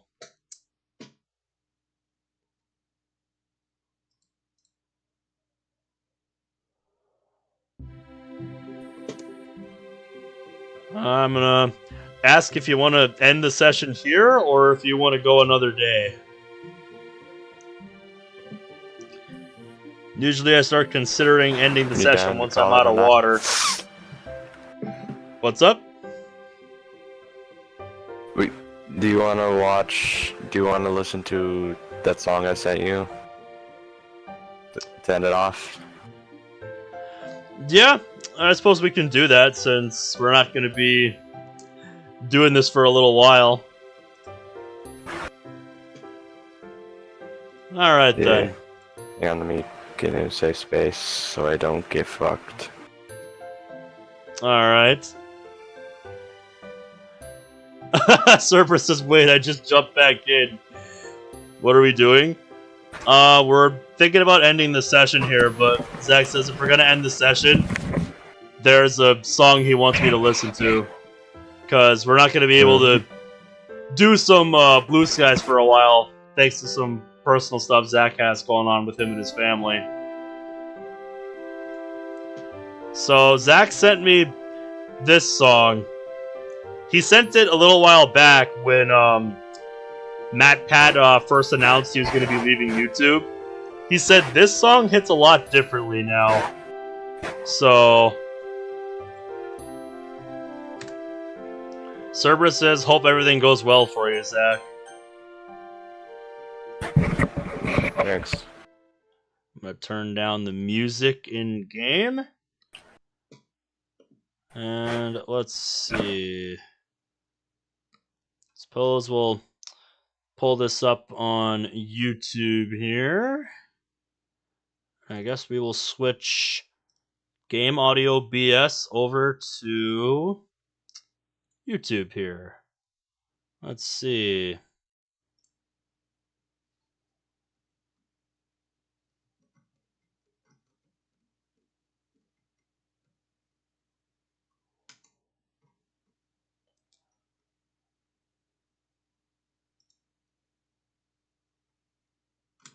So yeah, this is the Stupendium, a song that they made called A Little Theorizing.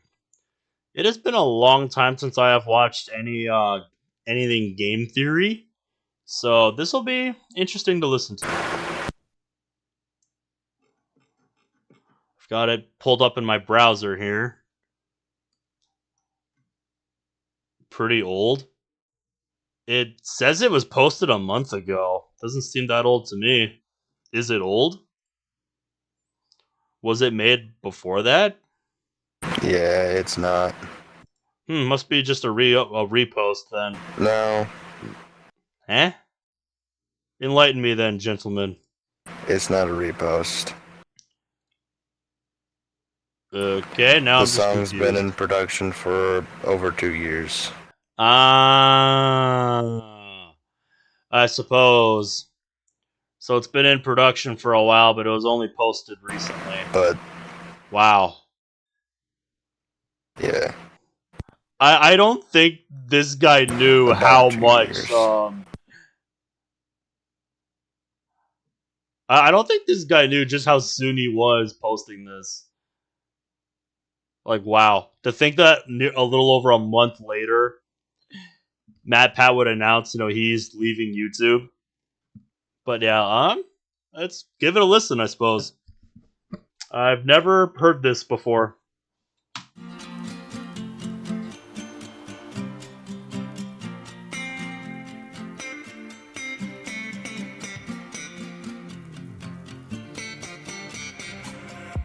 Your computer, stick a disk in your console's drive. Whatever platform you're choosing, it's time to switch on your mind. Could be Super Mario, shooters map for those evenings down in the mines. But if you look past all those shiny graphics, you'll be surprised what you'll find. Inside these worlds we love, behind our TV screens, there's so much to discover when you peek between the tiny gaps in the story, science, math, and the law. We've got all that to explore. How hard does a headshot go? How fast does a hedgehog go? Frogger might not last a biology class, but have you tried to dissect her toad? How creatures get to explode? The secret's buried in code. You'll never guess what happened were left in that restaurant. Though in every level you beat, and each boss battle defeat, with each achievement your view becomes a bit more complete. And with each twist that unfolds, and every mystery is solved, we find a new way to see this ball on which we revolve. These games have secrets inside, and as a team we can find them. Give a blank page and a clear horizon, so why not do a little theorizing? I think it's time we did a little theorizing. Very nice. And the clues keep piling up, but you know that's not game teaser. You're already bright enough, so sit back and grab a Diet Coke or a candle of human souls. What? That was quite a... City in the sky, you might call it from the motion. So you think you're trying at the bottom of the ocean. Get the physics right across, will probably be broken. Then it's still more lucky than the apples ever open. Marion flesh, marionettes, keeping companions fed. How old as Catchem gets. Something no sense is never had a thought of my Nope. with a Pokemon bed, buying up the species. Look at me, crush your wash, your coughing, doctors on the TV. The horror that is Monica, as you can see me. The secrets of the bottom, the other dragon, all religions, why There she is again. you may gain a wealth of knowledge, but you are as rich as a region. Nope. Every level you beat, in each boss battle defeat, with each achievement your view becomes a bit more complete. And with each twist that unfolds, and every mystery is solved, we find a new way to see this ball on which we revolve. These games have secrets inside. Hey, you. As a team we can find them. Give a blank page and a clear horizon, so why not do a little theorizing? I think it's time we did a little theorizing.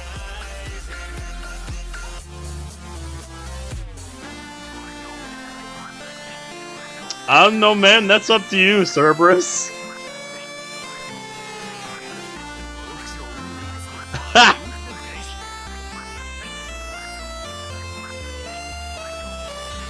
Now contains a video games. There's loads to explore. Will you or the food expire first? Locked in the grocery store. When navigating a labyrinth, how will you locate the door? And 5 pro strats for surviving traps if you were chosen in store. The cannibalism practice on the Axiom starship. The dragonfly mechanics of some anime cars. Impractical dynamics of a family of sharks. All the best and black tactics when you're stacking the parts. If everyone together, that's a clap and a half. We get the decibels we measure, then I'm batting the graph. You see the Wheaton professors here for cracking the answers. It's clever than ever, forget we're having a laugh. And we'll do a lot of learning on the way. The keys are always chatting, so just turn another page. You ever see the world should be impervious to play. Never learn to peek behind the curtains of the games. A curious community is spinning the globe. You can join us too, but it's a slippery slope. I'm addicted to I think I'll pick the things you wrote. Damn, I'm rapping with a bow and give it to the Pope. Every level you beat, in each boss battle defeat, with each achievement your view becomes a bit more complete. And with each twist that unfolds, and every mystery is solved, we find a new way to see this ball on which we revolve. These games have secrets inside, and there's a team we can find them. Give a blank page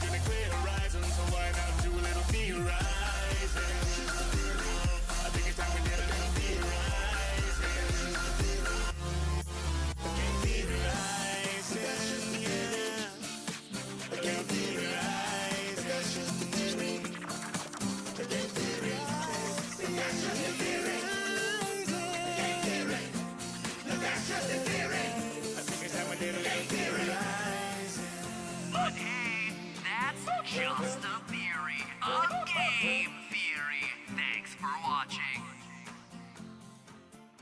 Thanks for watching. Thank you to my...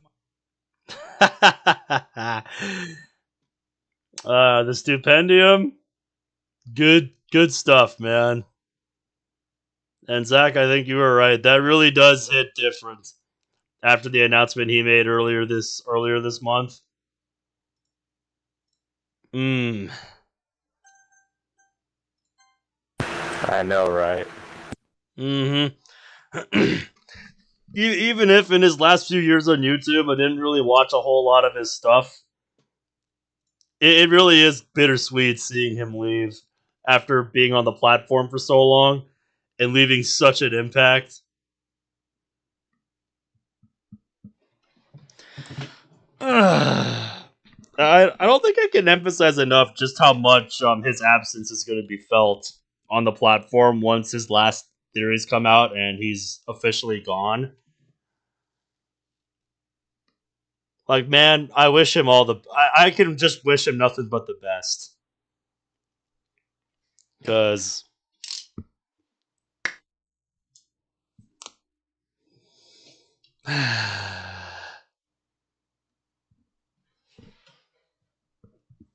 That man's gonna go far in life. I'll be curious to see what MatPat gets up to outside of YouTube.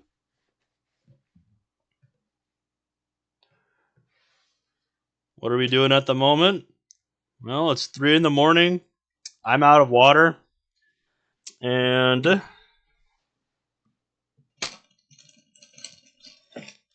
little tired. So... I think we're gonna call it a night.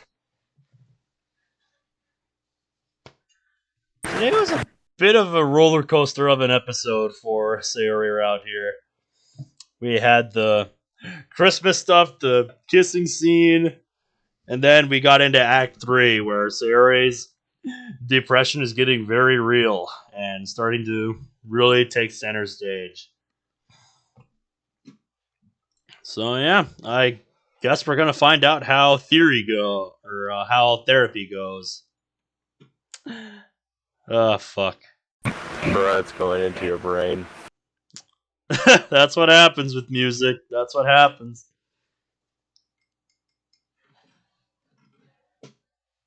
But yeah. I don't know when the next Blue Skies episode's gonna be, because, like I said, Zach's got some shit he's got going on over with him and his family, so he said he'll let me know when he'll be available to do more Blue Skies, so we're gonna put a pause on the series for a couple of weeks at least. I don't know when it will be when we get back to this, but Zach will let me know. So yeah, I really will see you guys next time, whenever that may be. So yeah, from Zach and I, thank you all for watching, and see you next time. Take care.